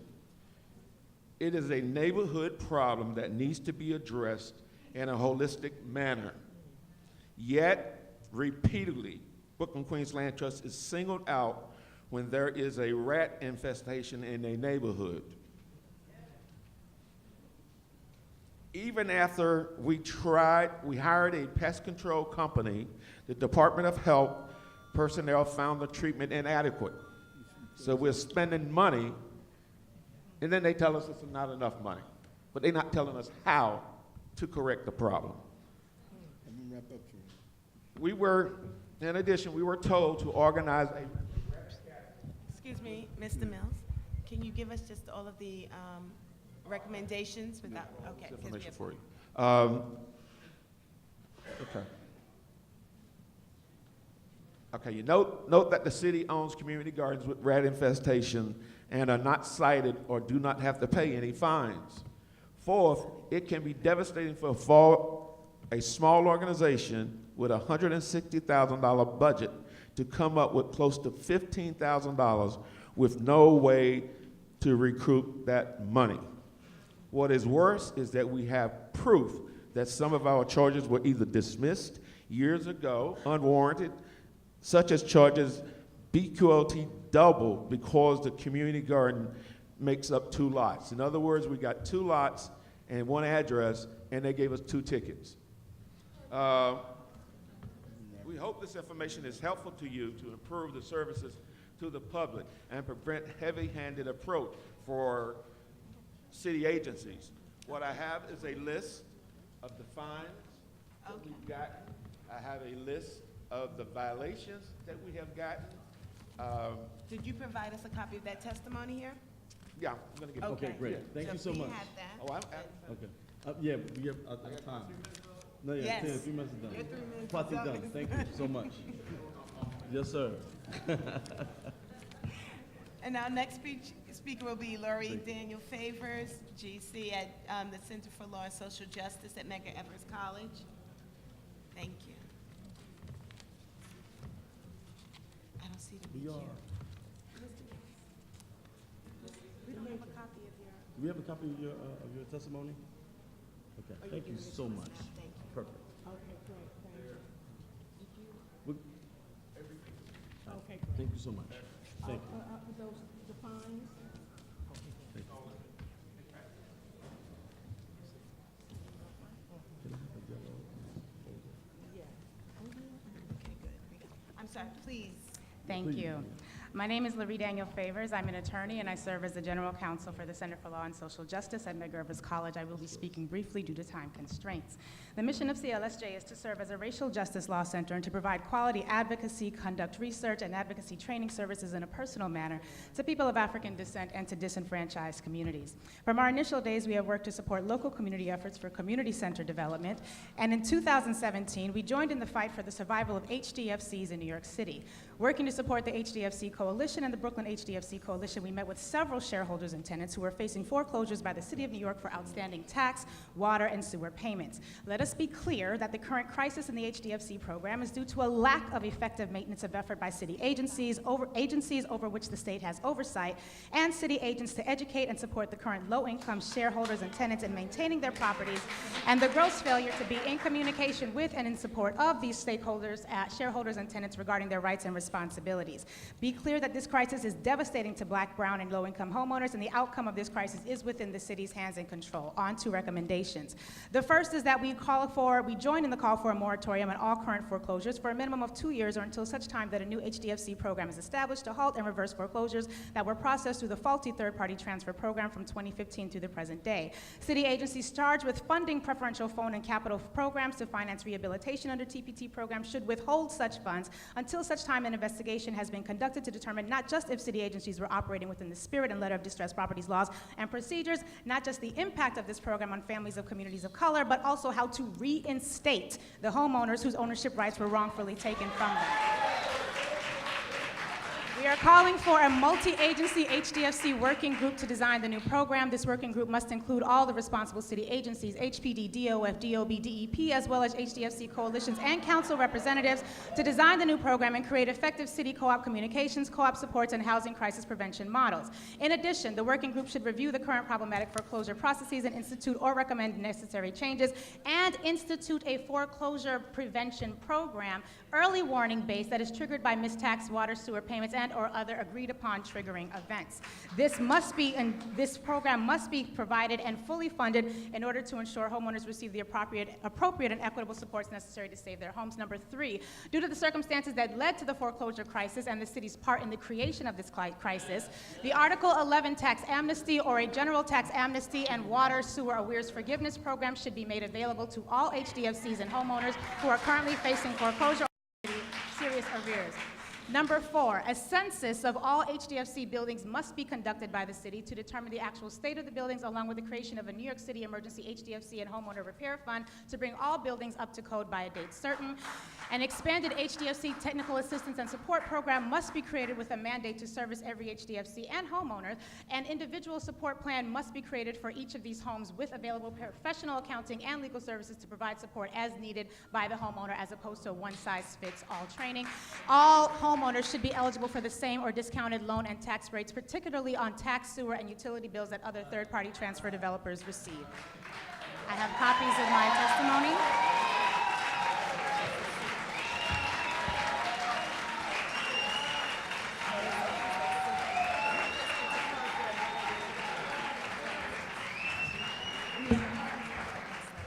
Thank you very much. Thank you. Our next speaker will be Brenda Stokely, the co-chair of Brooklyn HDFC Coalition, and Lori Kelly of the 111 Linden Street HDFC. I'm sorry, it's 3 of you, aren't there? Io Harrington is also with you? And I have Io Harrington from the Lower East Side. Okay, excellent, thank you.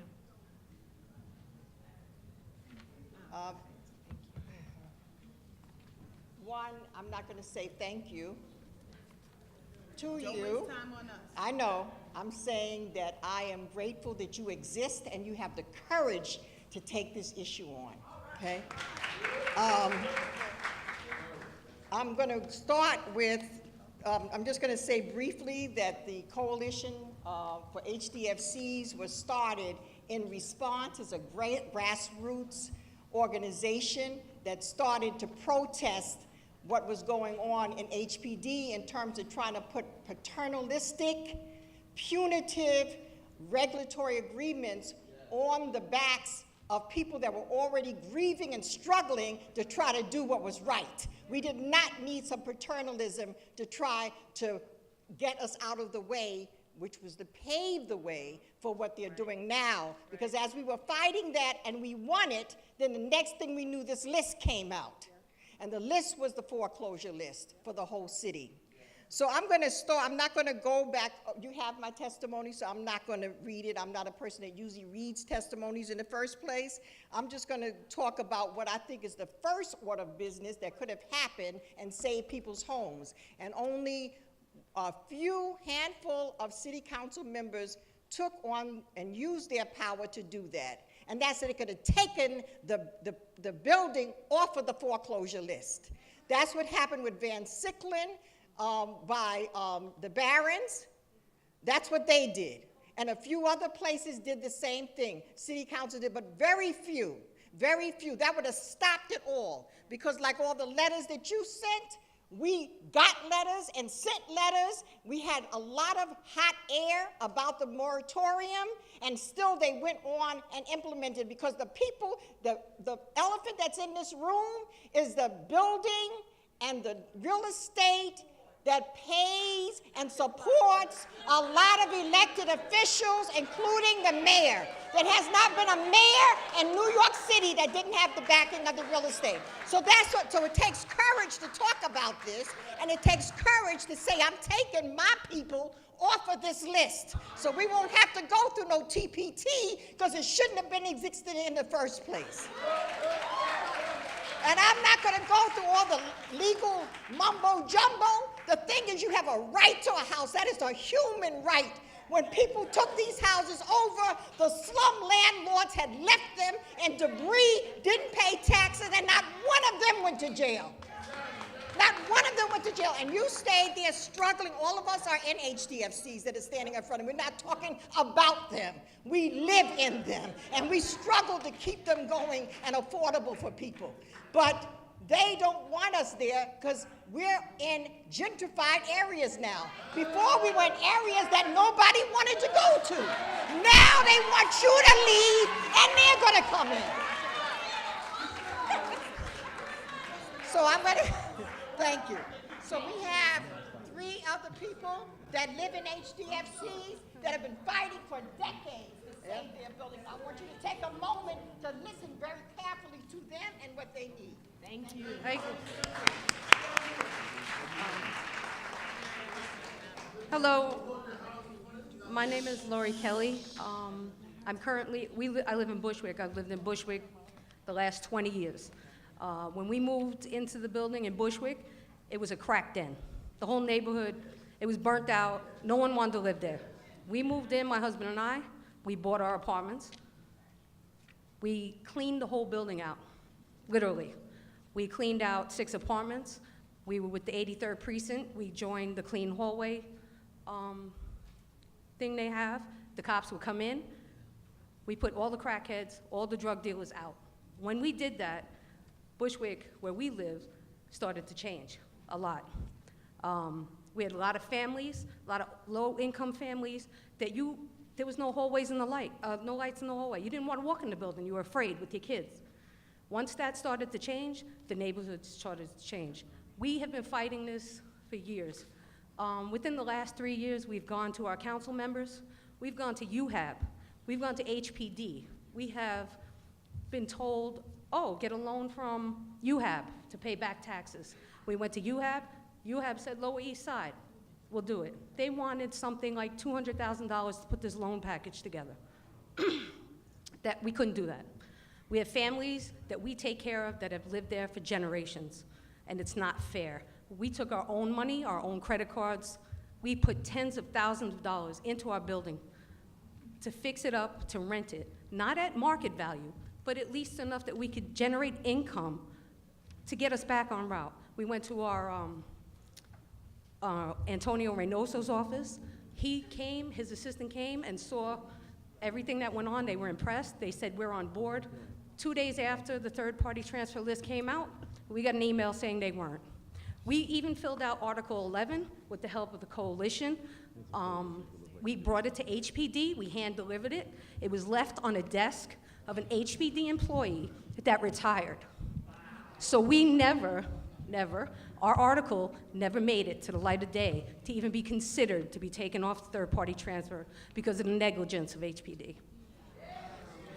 All I'm saying is that there's a lot of families struggling in New York City. I don't care what color you are. No one is making a fair wage, and we all need a place to live because we're all families. Thank you.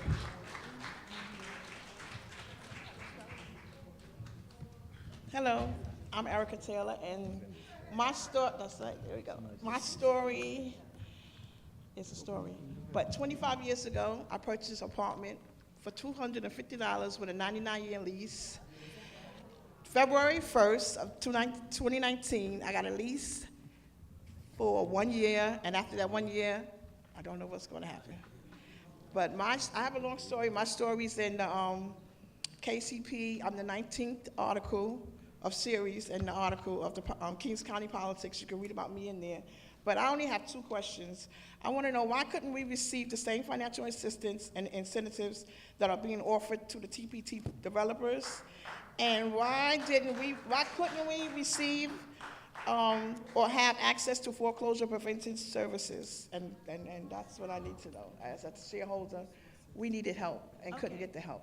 Thank you. So I don't know those answers off the top, but we will get to the bottom of it, so that's what this is for, so that we can find out what is it that we need to be following through upon. Thank you. Yes, thank you. Before IO speaks, I was asked to go over the recommendations. They are in the package. One that's very important is that there are 17 entities that get exempt from paying water taxes. Ms. Stokely, I have to interrupt you because we are on a schedule and we need to, you've already had your 3 minutes, so we do need to get to the rest of the people. So we do have your testimony. Okay. And so we've seen all of the recommendations. Okay, so somebody we just do came and have told it. me to repeat. Oh, no, you don't need to repeat. We've got it. Thank you. And I'm sorry, ma'am, what Hi. is your name? Yeah, my name is Io Harrington. I am a shareholder. I established an organization, as folks did here in Brooklyn, in response to a lot of stuff that was happening with HPD and their attempt to take over our buildings without any discussion with us and tell us what they thought would be good for us. And now what's happening, of course, is that we've got a lot of slumlords working in these agencies doing the jobs that slumlords used to do by creating policies and rules that are not meant to support us, but are really meant to hurt us and to remove us from the properties that we helped to renovate. So I want to thank you, Senator Montgomery. It's very nice to see you again. Borough President Adams, and of course my own Assembly Member Brian Kavanaugh, who chairs this committee. Hey, Brian. Hey. So basically, HDFCs, we've got about 1,200 buildings of HDFCs across the city. We have over 30,000 families who live in these buildings, and many of us did a lot of sweat equity. Some people think, oh, you were just given the building, you paid $250. Not at all.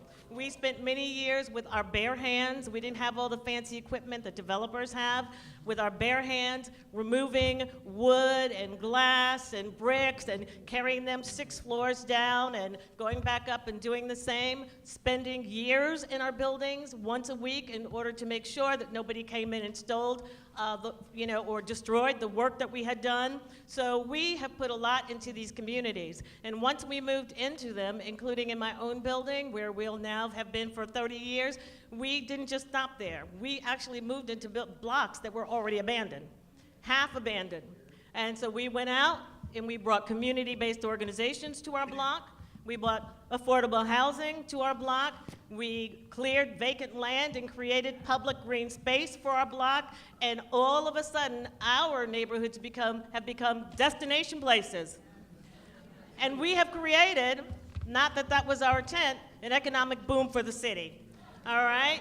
But also, we have created something that we didn't really want to do, and these cracks and nuances in the policies have allowed people who are not income eligible to move into our buildings, take over our buildings, then tell us what to do with our buildings, and then leave and want to increase the sale to a price that my neighbor will not be able to afford when I move out or keel over, one or the other. That is not acceptable.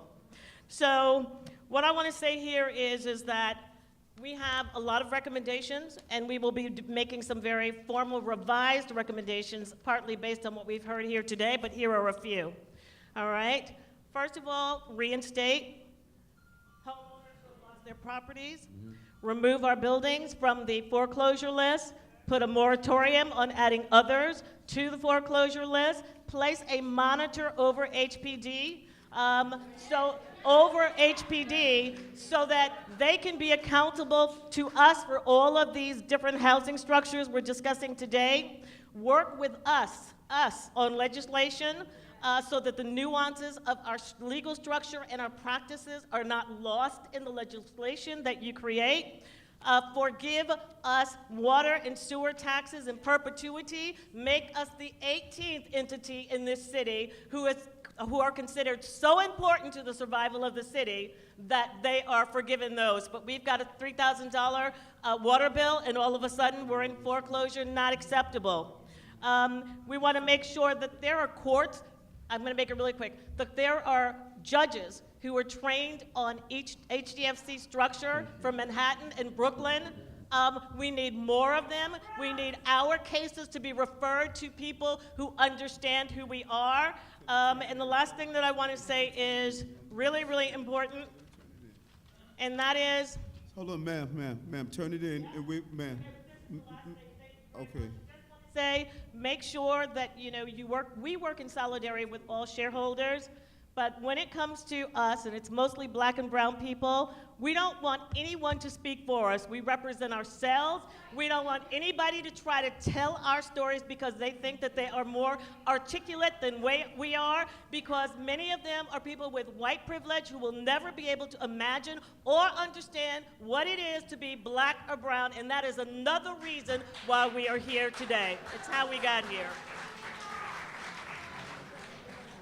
Thank you very much. Our next speaker will be Allison Martinez, the co-chair of the Land Use Committee of CB17. Hello, everyone. I just want to thank you for Speak into the mic. Oh, sorry. Thank you you for having us Good here. to see you. My name is Allison Martinez. I'm co-chair of the Land Use Committee of Brooklyn Community Board 17. We have actually tried to become essentially our own community lobbyists because we're actually afraid of what we're seeing happen to our seniors especially.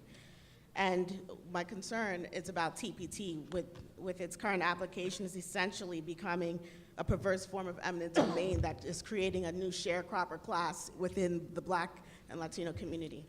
So I'm going to skip straight to our recommendations. One is to put Brooklyn back on the cease and desist zone list so that we are less interesting to developers to be a target for marketing initiatives. Also require HPD and Neighborhood Restore Housing Development Fund Corporation to be more transparent and create a layperson summary, because it doesn't make sense that no one can see what the rules and regulations are for how you get on the TPT list, let alone then be informed of how you get off. Then devise a more immediate and timely outreach strategy to residents and homeowners so that people can be informed and have reasonable time and appropriate measures taken to get off the list and make whatever changes may be necessary. Then we also want to have some support funding-wise for galvanizing the community for a construction organized local resident group that would allow construction tradespeople within our community to use this opportunity to get OSHA credits, to get licensing that they can then use to create more additional wealth and community investment in where we live. Then also, we want to do the same thing when it comes to organizing community organizations such as NHS Brooklyn and Habitat for Humanity, as well as organizing lawyers to be able to get pro bono credit for work they do within the community to help people maintain their homes. Then we would also like to develop a study of the disparate racial impact of this program and develop a resource library of materials to educate the community at large regarding how this works and other laws that basically provide the same targeting in our community. If the TPT program continues, we also would like to add a civilian review board component to it that includes average New Yorkers. The mayor should be limited to only appointing 2 members at most. I don't want it to be stockpiled with people who have basically the mayor's interest and not the interest of average people. And the review board's role would not be solely advisory, but have an actual voting interest and a board membership seat on HPD specifically for this, and with the Neighborhood Restore Housing Development Funding Corp.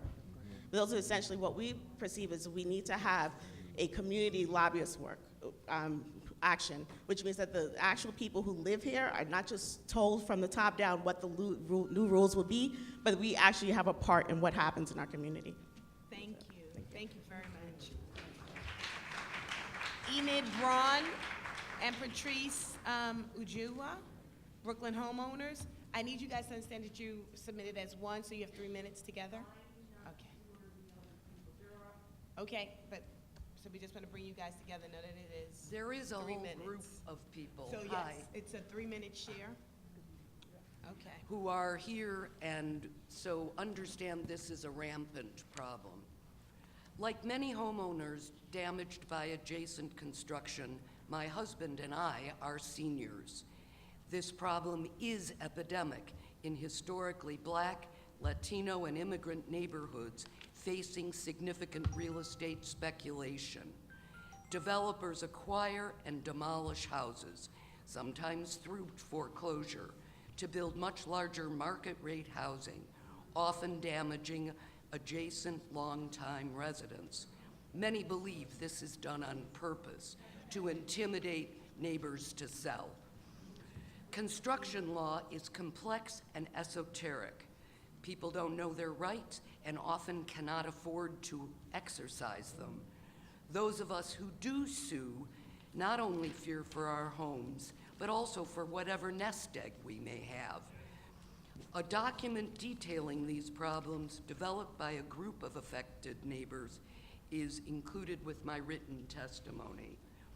DOB is the only enforcer of a confusing mix of Senate laws, legal precedent, and city regulations that supposedly protect adjacent neighbors. 881 law protects developers' rights to excavate, encroach on, and underpin neighbors' houses.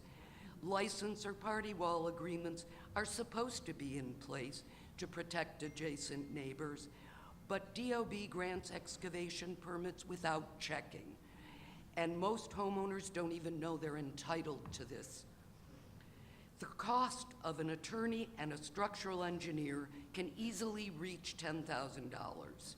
An escrow or bonding requirement funded by developers should allow homeowners to hire their own professionals and gain repairs if damages occur.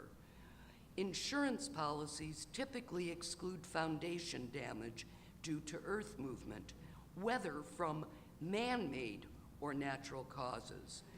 Though regulations forbid developer liability insurance from excluding the type of work being permitted, DOB never reviews policies, only the excavation permits. The certificates that show aggregate limits.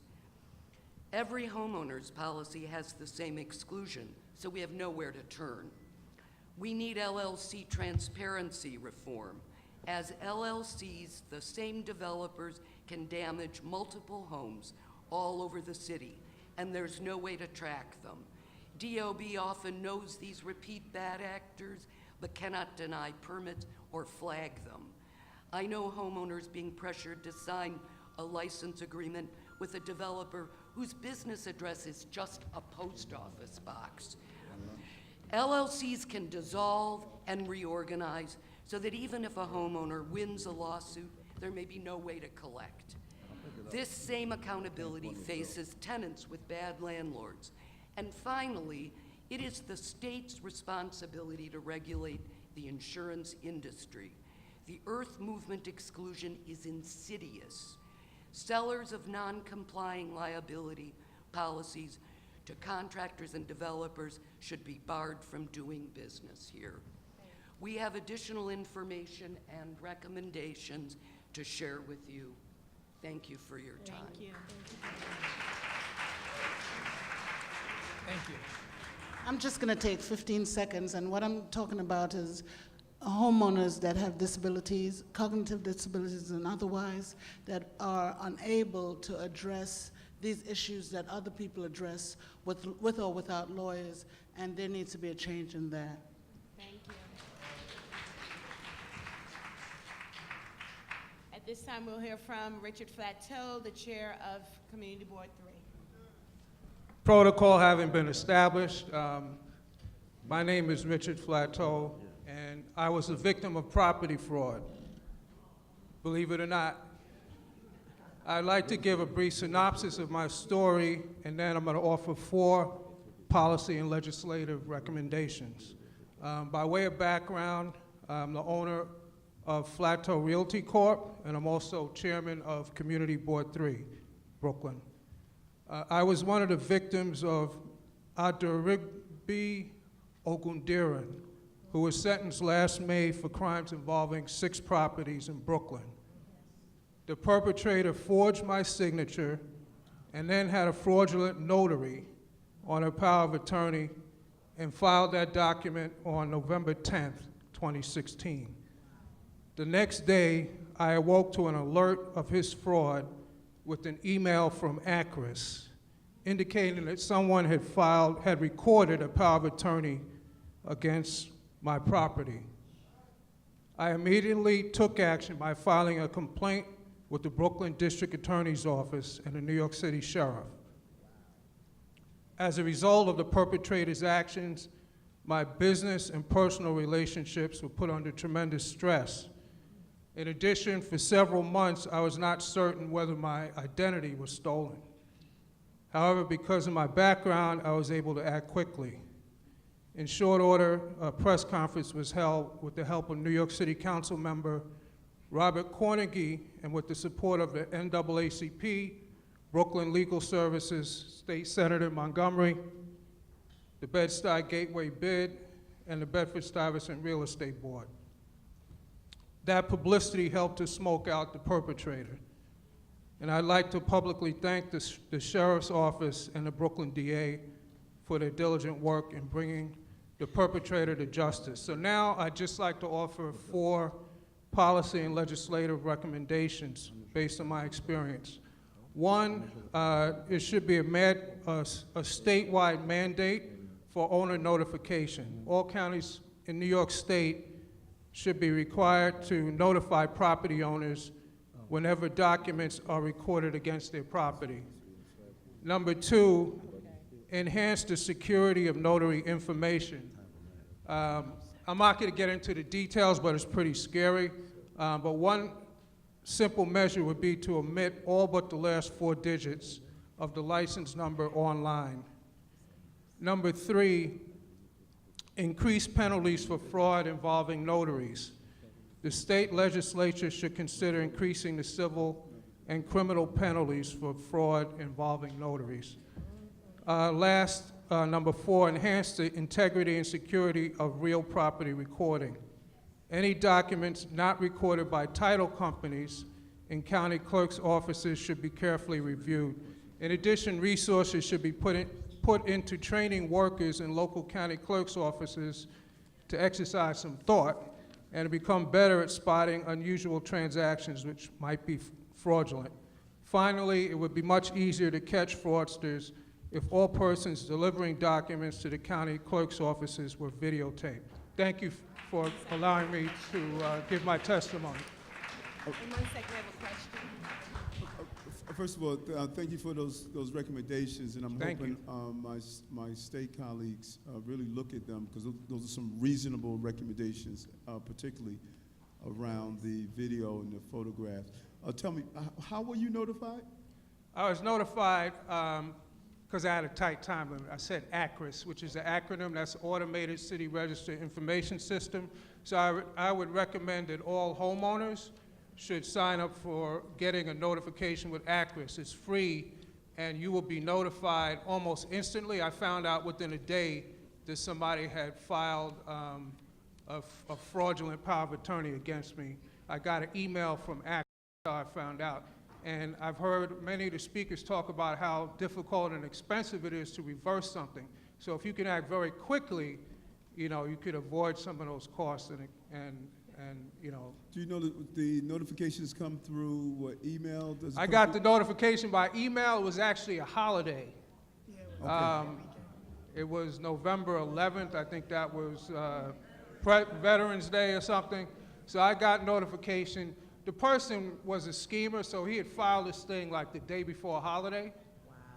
And then I was able to find out on a holiday through email from ACRIS. And the notification was telling you that your... It told me that some document had been recorded against my property. So then I went online, I checked. I saw there was a power of attorney that said that somebody had power of attorney over my property. So if I didn't stop them, the next thing would have been they probably would have tried to get a mortgage or maybe transfer the deed or something. Yeah. Great, great. You included your recommendations in the record? Yes. Right? Okay, great. All right.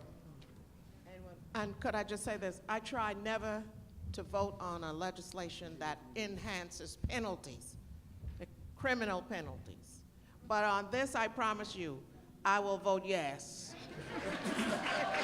I'll even be on the bill.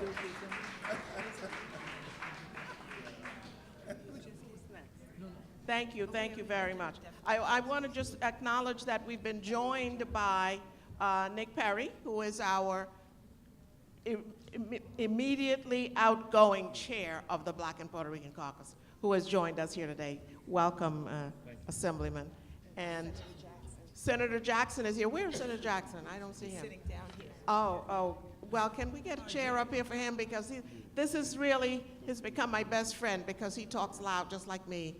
He yells at people, so I like him very much. But I'm talking loud, and definitely saying something. I'm not saying Always that you're not saying saying anything, Yes. because the bottom line And he is that coming from a hearing where he was representing the children in the city of New York with a Board of Ed hearing.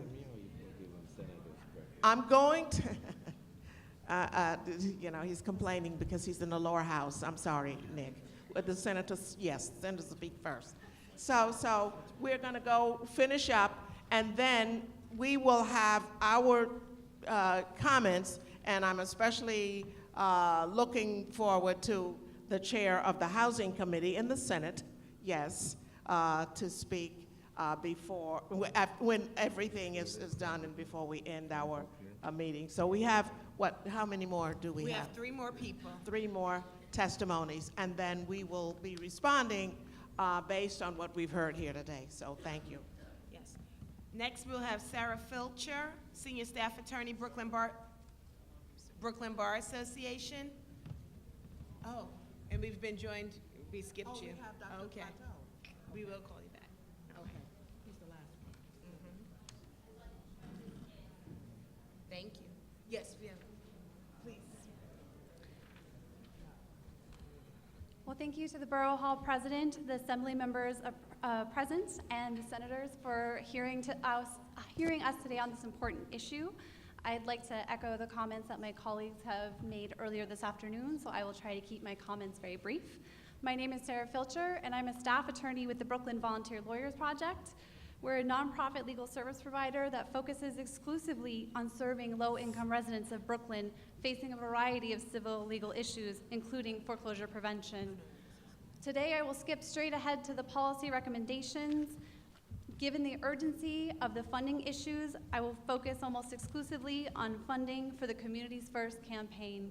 You've heard repeatedly this afternoon how important it is not only to extend this funding, but to extend it in the full amount of $20 million. This funding is essential to ensure ongoing accessibility to consumer protections, to assist older adults to prevent financial fraud, and to preserve affordable housing across the borough.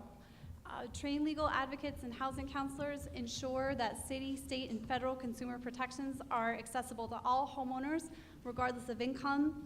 I'd like to share with you a quote from a client. She said that going through the foreclosure process, it feels like you're trying to learn how to fix a car while driving in the middle of a NASCAR race.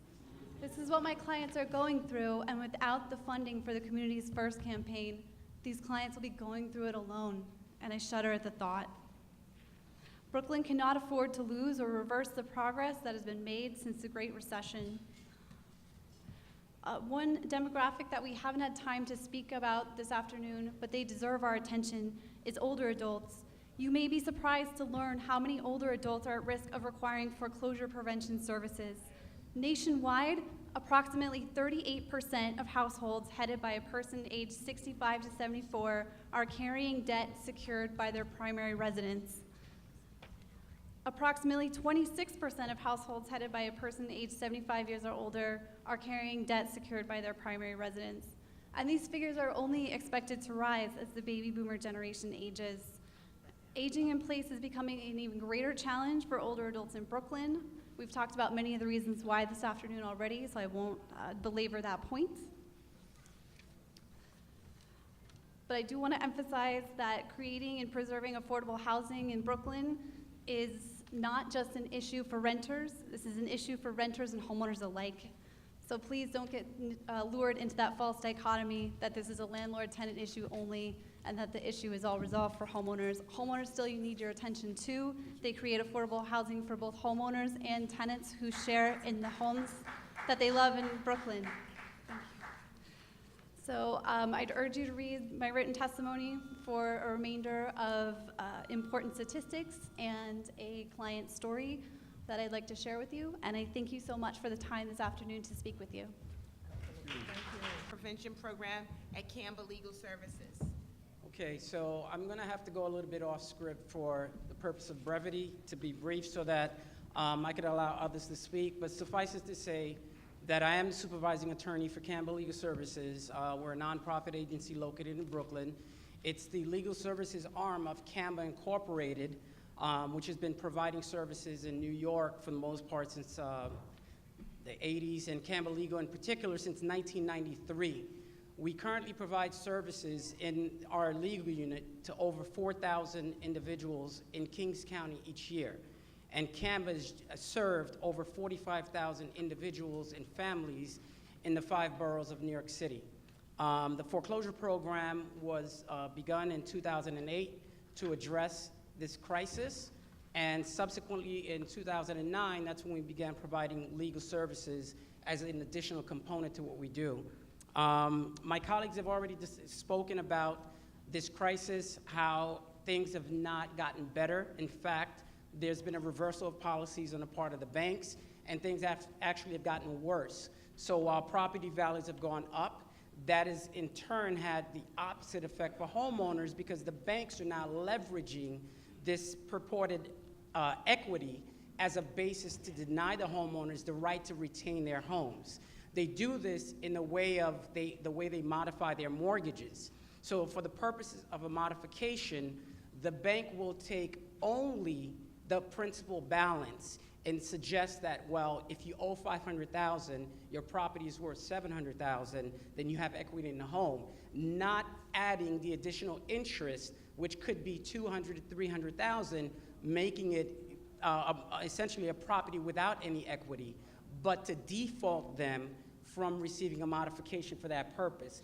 But they will not say to the courts when they pursue a judgment of foreclosure and sale that they're only pursuing it on the unpaid principal balance. They'll ask for the additional interest in that respect. So it's something that they're getting away with in the courts, and quite frankly, as my colleagues have mentioned previously, we need a little bit more from the courts in terms of enforcement. 34.8 needs to be strengthened by way of recommendation. The funding that we receive, it is essential that we maintain it. My program has lost one attorney. We're losing another one at the end of March, and I will be the only person to represent clients in Kings County for Campbell Legal Services. And quite frankly, this is something that is not tenable. And personally, I've lived 2 blocks from the organization that I work for over 30 years. So this is very personal to me, that I am representing the neighborhood that I grew up in and individuals that I've seen lose their properties. But to say that we've not lost one property since the inception of our program, which is a testament to the funding and what we've been able to do. Now, please, there's one thing that has not been mentioned and that I came across in Albany. The investors have access to the banks. They have a pipeline to purchase notes. The investors can basically buy a property in 2 different ways. They'll buy the note from the bank, and then they'll turn around and purchase the deed from the homeowner. Now, what they do with that, I don't know. But if they have access to those types of resources, why can't we? Why can't we set aside funding to... We ask athletes to go back into their communities and purchase blocks of properties to improve them. Why can't New York City create a fund to purchase the notes from Ocwen, from all these other investors and the private equity funds, much in the same way as the investors are doing to their advantage? Why can't we do that? That's my question. And also, I would also echo the request for moratorium on foreclosures. I thank you for your time. By the way, I think some of these issues may be definitely related to the federal laws, and I want to acknowledge Michelle Brotman, who is here.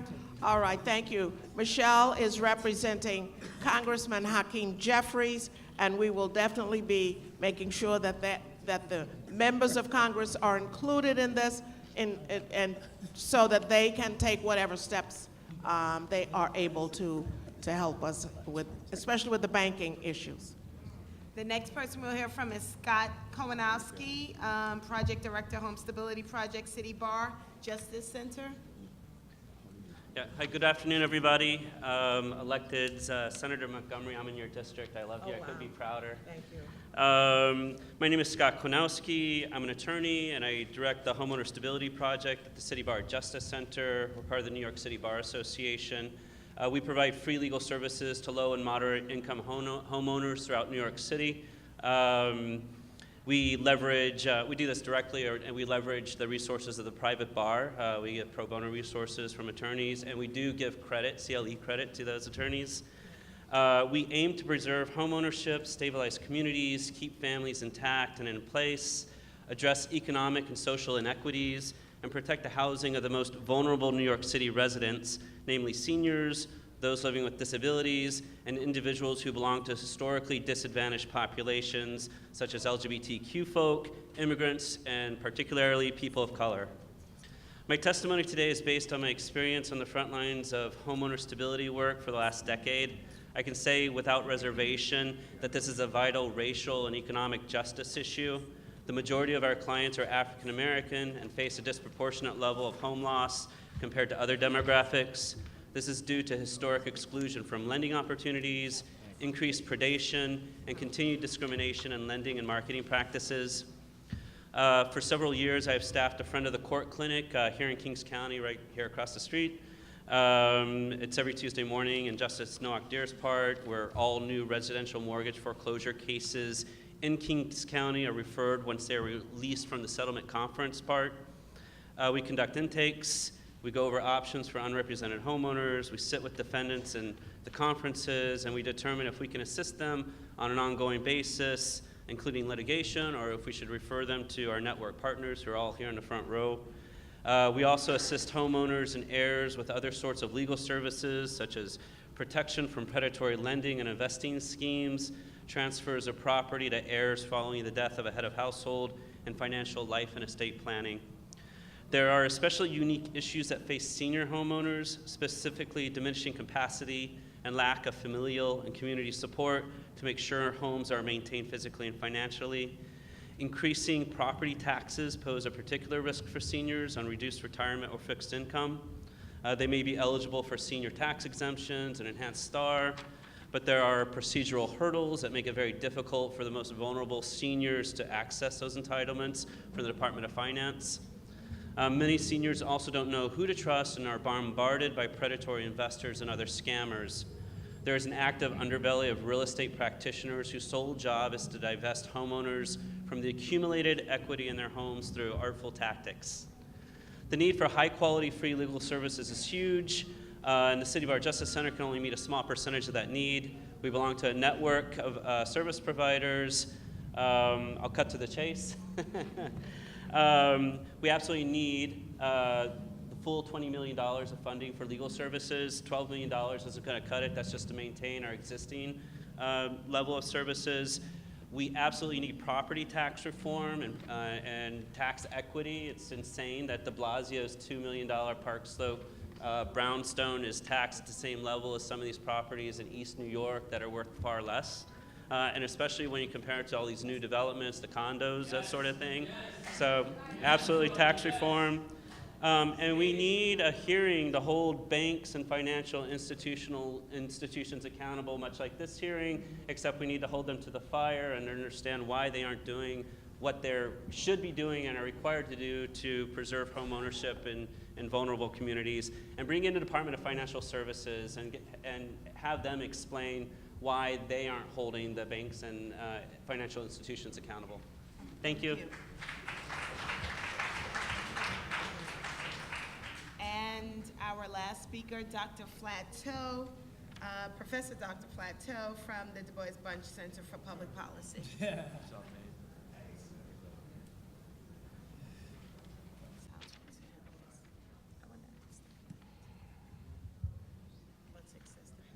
Good afternoon, our distinguished leaders and brothers and sisters. 180 seconds. The crisis of black property ownership.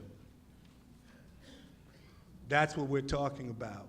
Yes, I'm a Bed-Stuy homeowner, so we all have our individual issues we're dealing with, but we need to take a collective view. One of the reasons we're under assault is because of the wealth that we do have. There are 1 million homeowners in New York City. Let me bring you greetings on behalf of Medgar Evers College, Du Bois Bunch Center for Public Policy, and the U.S. Census Information Center. So we've been studying this issue, and just using census data on owner-occupied homeowners. There are 1 million homeowners in New York City. 500,000 are white. 20%, 200,000 black homeowners in New York City. Brooklyn is the epicenter of the black homeowning population in the city, followed closely by Queens. Central Brooklyn and Southeast Queens are 3/4 of all black homeowners in New York City. Just 3 congressional districts, Clark and Jeffries in Brooklyn, and Meeks in Southeast Queens. This is the epicenter of black homeownership. We also have a very large segment of homeowners in North Central Bronx. We should also, though, think about faith institutions. They are close on our heels, and they are very closely connected to this crisis. We've studied just in a part of central Brooklyn, about 10 zip codes. There are over 600 churches. That's land and buildings also that is under, I'm trying to be polite, assault. The same way that we individual homeowners are. And when we lose our homes, we lose residents, we lose tenants, our churches are losing congregants, parishioners, and a revenue base. And they are also getting notifications about building code violations. If you don't file those tax exemption letters every year, you're finding out by surprise you now owe taxes on land that your congregation owns. So it's not just we homeowners, yes, there's 200,000 of us strong in New York City. We need to stay strong. There's 80,000 of us right here in central Brooklyn. I've got 8 seconds, so I'm gonna move right to the recommendations.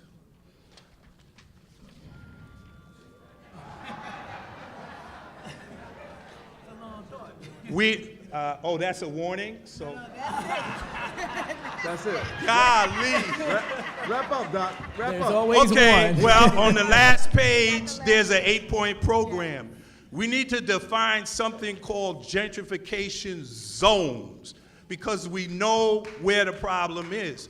One of our great friends, the New Economy Project, just put out a report.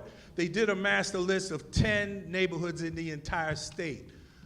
Canarsie, 11234 and 11236 are on the top 10 list of the 10 hardest hit zip codes in the entire state. That's just down the street from where we are here. We need to define the problem. Foreclosure moratorium, more mandatory data reporting. The reason I'm able to give you these numbers is I'm working from the Census Bureau. But there's all kinds of data. That was my brother, by the way, Richard Flatteau, in case you were running. Is my brother. I'm his baby brother. But data, some of y'all caught that joke, right? Data reporting is extremely important. Somebody mentioned the courts. We need to start tracking this information. How many are coming down here on Thursday at Surrogate Court across the street? What zip codes are they in? What are those addresses? So we can pin down the problem. All right? Mandatory data reporting, and we know that the caucus is moving on that issue. Creation of community-controlled land trusts. Not handing off, if in fact we are in distress, not handing it off to commercial developers, and even some, unfortunately, some of our own nonprofits have gotten caught up in this mix with the TPT problem. So there's another kind of vehicle called a land trust, new types of vehicles that can be created. Capitalization, we need new lending vehicles. I wasn't gonna get fancy.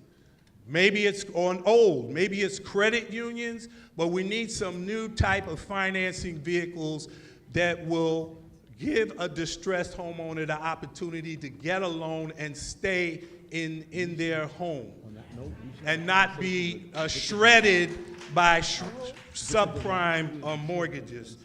I'll stop there at this point. Thank you. Thank you.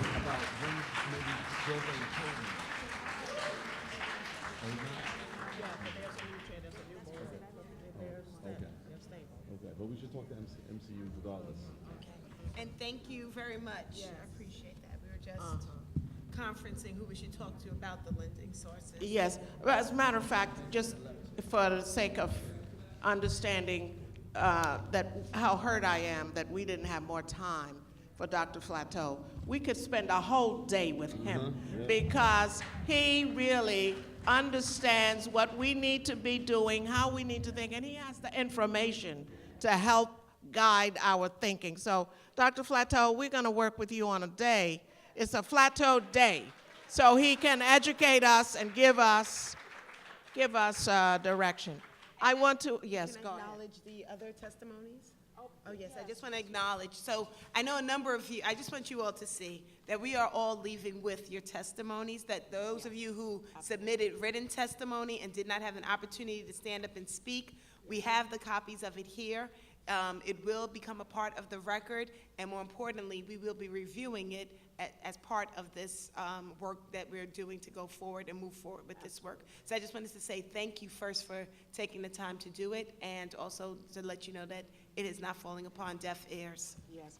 And we don't have time for audience questions, but I hope that everybody signed in, because we will be getting back to you on what our response is. That's number one. Number two, my staff has asked if I would announce that we have downstairs tables with information and resources there for someone who can help answer your questions if you have issues immediately. So we don't want you to miss that opportunity. And before I ask Senator Kavanaugh to speak, I want to just thank staff. We have all been in Albany for the last 2 weeks straight working on the budget, because without that, nothing happens. And I heard several references to the 20 million. We have to be there to make sure that's there. That's an everyday thing, talking to each other, talking to the leadership, making sure that the money is there. So it's not there yet, but we're working on it. We want you to know that. So I want to thank, where is Kathleen? Where is Kathleen? Kathleen has been so spectacularly supportive from the Borough President staff. Anthony Drummond, where is Anthony? Is he here anyplace? Okay, I'm thanking them because they're the ones who really put this together. It wasn't us, and I want to thank them. Ryan Lynch and David Johnson. So I'm thanking them for their work. And from Assemblywoman staff, Taquan Coleman. Where is Taquan? Is he around here? He's not here. And Shantae Edwards. Shantae, thank you. And for my wonderful staff, I must give my staff a little bit more, right? Okay. So I want to start with my chief of staff. Where is she? Susan Lung. And thank you, Susan, for everything that you do. Shakti, where is Miss Shakti? Oh, my wonderful young millennial who has put this together. Isn't this wonderful? You have young people that can run fast and think fast. And Stephanie, where is Stephanie? Stephanie Zinnerman. Thank you, Stephanie. Appreciate you, my love. And Raquel, and where is Raquel Sadler and Fabian Smith? Where's Fabian? He's out there. They came down from Albany to help us out. So this is the kind of staff, it takes all of us working together to make this happen, and I really appreciate them. We stand on their shoulders. All of us stand on the shoulders of our staff, so we thank them. Could I just say, before we all leave, I wanted the Borough President to close us out, but we have tried to restrain ourselves from talking, not me, I'm sorry, talking too much because we didn't want to take up any of your time. So this is our time to just sort of wrap up and say what we think we've heard, where we go with this, and I'm gonna, certainly I want it to be led off by the chair of the Housing Committee, Senator Kavanaugh, Brian Kavanaugh. Thanks, Brian. Thank you. No, I'm sorry. You're gonna have to. I'm sorry. You're gonna have to take a seat because it's not fair. And no. This was a place for testimony, and you are not signed up to give testimony. So I'm gonna ask you to please sit down and allow us to close this. And yes, you did, because the notice went out to everyone. It was widely circulated, and if you haven't, I'm going to give you the opportunity to go fill out one of the forms, just like someone else who sent it up to me just now with their written testimony so that we can include it in the record. But it is not fair at this moment. So I'm going to ask you to please sit and to allow them to close out. Thank you.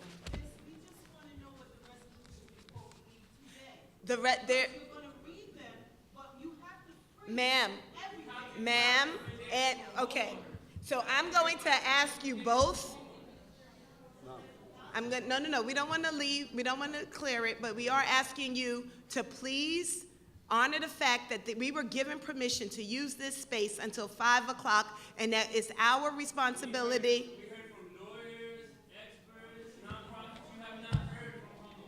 Excuse me, yes, I'm sorry. We have heard from homeowners, and it is a mixture in the testimony, public speaking portion, and we also have the written testimony of lots others.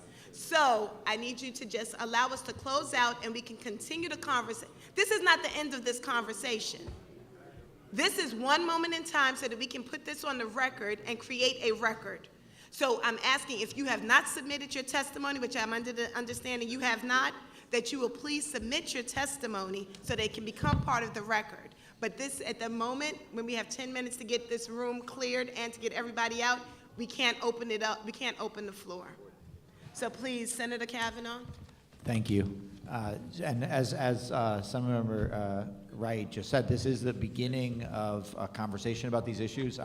Just one very significant thing that has happened recently politically is that for the first time in many, many years, we have both the Senate and the Assembly in the hands of Democrats and in the hands of people, leadership, significant leadership from New York City. So while Senators Parker and Senator Montgomery have been doing an extraordinary job representing these communities for many years, and newer senators like myself and Senator Jackson have also been working in our own spheres on this, we have an opportunity to have very different conversations about what Albany can do to address the housing needs of people in New York City who are struggling with gentrification and displacement. We have begun this process by thinking of this holistically. We understand that displacement and gentrification, all of the issues kind of relate to each other. So renters face pressure because the rent laws are weak. Public housing faces pressure because there's not enough investment, and certainly homeowners face pressure because of a lot of the issues we've heard today. Tax foreclosure rules that are lax, and foreclosure and other kinds of foreclosure where people need services. Both the Assembly and the Senate did pass resolutions saying that $20 million in Community First money needs to be in this budget. That budget is due in 2 weeks and 2 days, and we are committed to making sure that happens. That had been fully cut in the executive budget. We will be having hearings on lots of these issues, formal hearings of the Senate, and we'll be having conversations about how to address these issues. I'm very thankful to Borough President Adams and Senator Montgomery and Assembly Member Wright for putting this together. And my great colleagues, Assembly Member Perry and Assembly Member Taylor as well, for all the work they do. So thank you all for listening, and thank you all for the wonderful testimony we've heard today.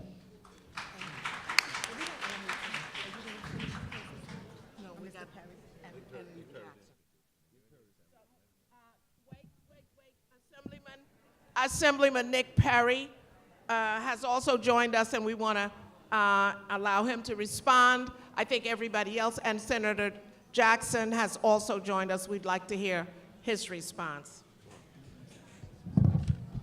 Thank you, Senator, and let me just thank the constituents, homeowners, whatever your interest as a participant in this hearing. I just want to thank my colleagues who worked hard to put this together, and I appreciate having the opportunity to come and hear from you. Senator Montgomery and my colleagues and Assemblywoman Wright, who represents the areas that are reported to be mostly under attack by these unjust practices enabled by laws that were initially not intended to provide for these transgressions against homeowners. I've come to attention in a way that is frightening. And so we will be doing what we can, working to develop a remedy to put an end to the abuse of the law. And for those who have been victims, some reparations or return of their property to them, because that's the only justice that can come from this. And one of the speakers here talked about gentrification. That phenomena that's causing a lot of things to happen with property when the little lot you own or house you own suddenly becomes worth a lot more than you ever imagined, and other people prey on your age or your economic situation to take your property from you.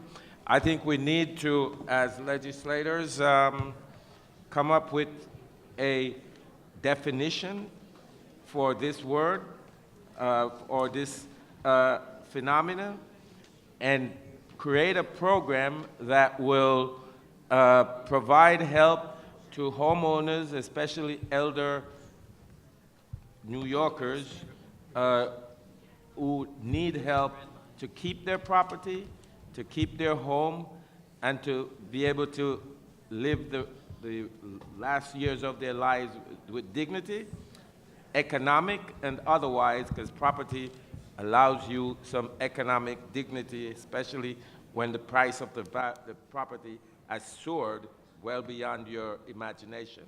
So thank you for the opportunity. Thank you. Senator Jackson, you got a couple of words for us. Well, first let me thank all of you for putting this together, and I'm sorry I was at an education committee hearing, as you know, earlier. We forgive you. You can pay your congestion pricing as you leave the building. But what I like to say is that I'm so happy to see so many people here this afternoon in order to listen and to ascertain information and give information. The more we talk about this matter, the more that we learn about it, the more helpful we will be for one another. My daughter lives in an HDFC co-op in West Harlem, and I say to you that, you know, making sure that everyone involved in any type of home ownership, whether it's a private home or an HDFC co-op, everyone needs to know the rules and regulations. If you don't know, you will be used in the process, used externally or internally. And the bottom line is that you must be able to hold all of your officers accountable, all of them. And I give you this example. When I was a member of the city council, I used to go to meetings of some HDFCs in West Harlem. And let me be quite frank, I used to tell them, I feel like kicking you in your butt. And I told them, because I'm talking to you like a brother, you know, you're gonna lose your home, the majority of them, and you'll never be able to afford it again. And that's real. And you gotta talk to your brothers and sisters with reality, a reality check. So we have to come together, and there's a group in Northern Manhattan for the Community Land Trust where we talk about everyone, let's put our money together. So if you have $1,000 that you can invest in the land use trust, and you know that it's going to be invested correctly, and when you need it, hopefully you'll get it back. Even if you have $500, $25, you know how many people, Dr. Flateau, you said how many? 200,000 what? Hello? If they did $10 each, how much is that? Hello? That's what we're talking about. We need grabbing our power and putting it together. And so I ask you, if that has not been done, then doctor, you have to get it done legally so people can invest $10 a month, $20 a month, or if they can give $5,000 in their savings account to help someone else save their home. That's what we have to do. Thank you. Thank you. Thank you. Thank you. Let me just say this to the people who are disappointed. We're disappointed as well. But let me just say one thing to you that I think is extremely important, and I see the gentleman here is very, very upset. A lot of people are upset. But we did not plan this to be a town hall meeting. A town hall meeting, you can talk on and on. It can go on into the night. and I've been to those. We've had a lot of those. And we're very, very emotional. So when we start telling our story, we get very upset, and we get wound up, and we want to talk more and more. And that's okay. We do have opportunities to do that in a format that is less formal. But we intended, the members here, for the first time, we're chairs of committee. We have not had the chair of the Housing Committee in the New York State Senate be able to come here. This is very different, y'all. And I'm chair of the Children and Families. I know that doesn't ring any bell with you, but I'm the senior member of the Senate group, the Democrats. So they respect me a lot. I appreciate that. But we have the chair of Environmental and Telecommunications Committee. That's a different thing. So I wanted them, and they agreed to come at my request and behest, and the borough president's behest, because we wanted to have an official hearing. We can use this to move legislation. Right. So we're not just talking trash anymore. We're talking about what needs to be done. And we are now in a position to finally do it. We intend to make that happen. Senator Robert Jackson is a chair now. So you're not just talking to each other. We're now talking about moving legislation, fixing the situation. So don't let us off the hook by going on and on and on, talking and talking and talking. That's why we said, give us your recommendations. And I want to thank the borough president for that, because, yes, he put his foot down. He made that clear to us. He's not hosting a town meeting. He's hosting a hearing. He wanted it officially in the borough president's place, hearing room. This is the official city agency for us in the Brooklyn of New York, and he is the head of it. So now we have more information. We will be reaching back out to you, and for certain, this did not go on deaf ears. We are now in a very different position, and we thank you. Let me ask if our borough president, please be respectful and remain seated. Let him dismiss us, and let's be respectful to the leader of our borough, Borough President Eric Adams. Thank you, thank you, thank you.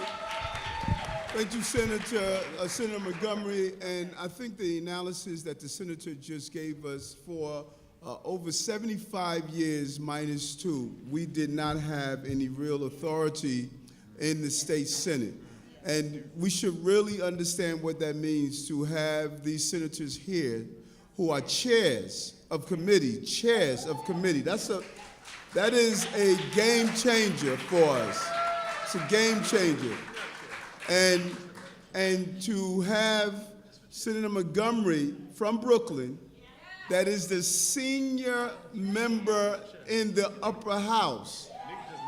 So we need to really understand what this means for us.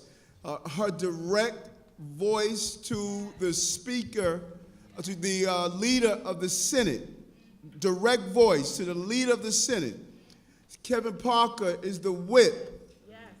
He brings all the senators together. So the power is in the downstate area for the first time in over 70 plus years. This is our opportunity to get a lot of legislation done, to go after these major issues. Chairs of the Banking Committee, chairs of the Health Committee, chairs of the Human Services Committee, chairs of the Energy Committee. All of these finance committee is in New York. So sometimes some of this stuff just seems sort of vague. Trust me when I tell you the power is downstate. Historically, you only had 2 downstate senators, Senator Golden and Senator Lanza. 2 Republicans. That's right. Now, is downstate power, and if we can do some real things with that power because they understand it. First time in 70 years, the power is in the hands of the people, and now the people are going to do what they need to do with the power. Thank you for coming up. Have a good evening.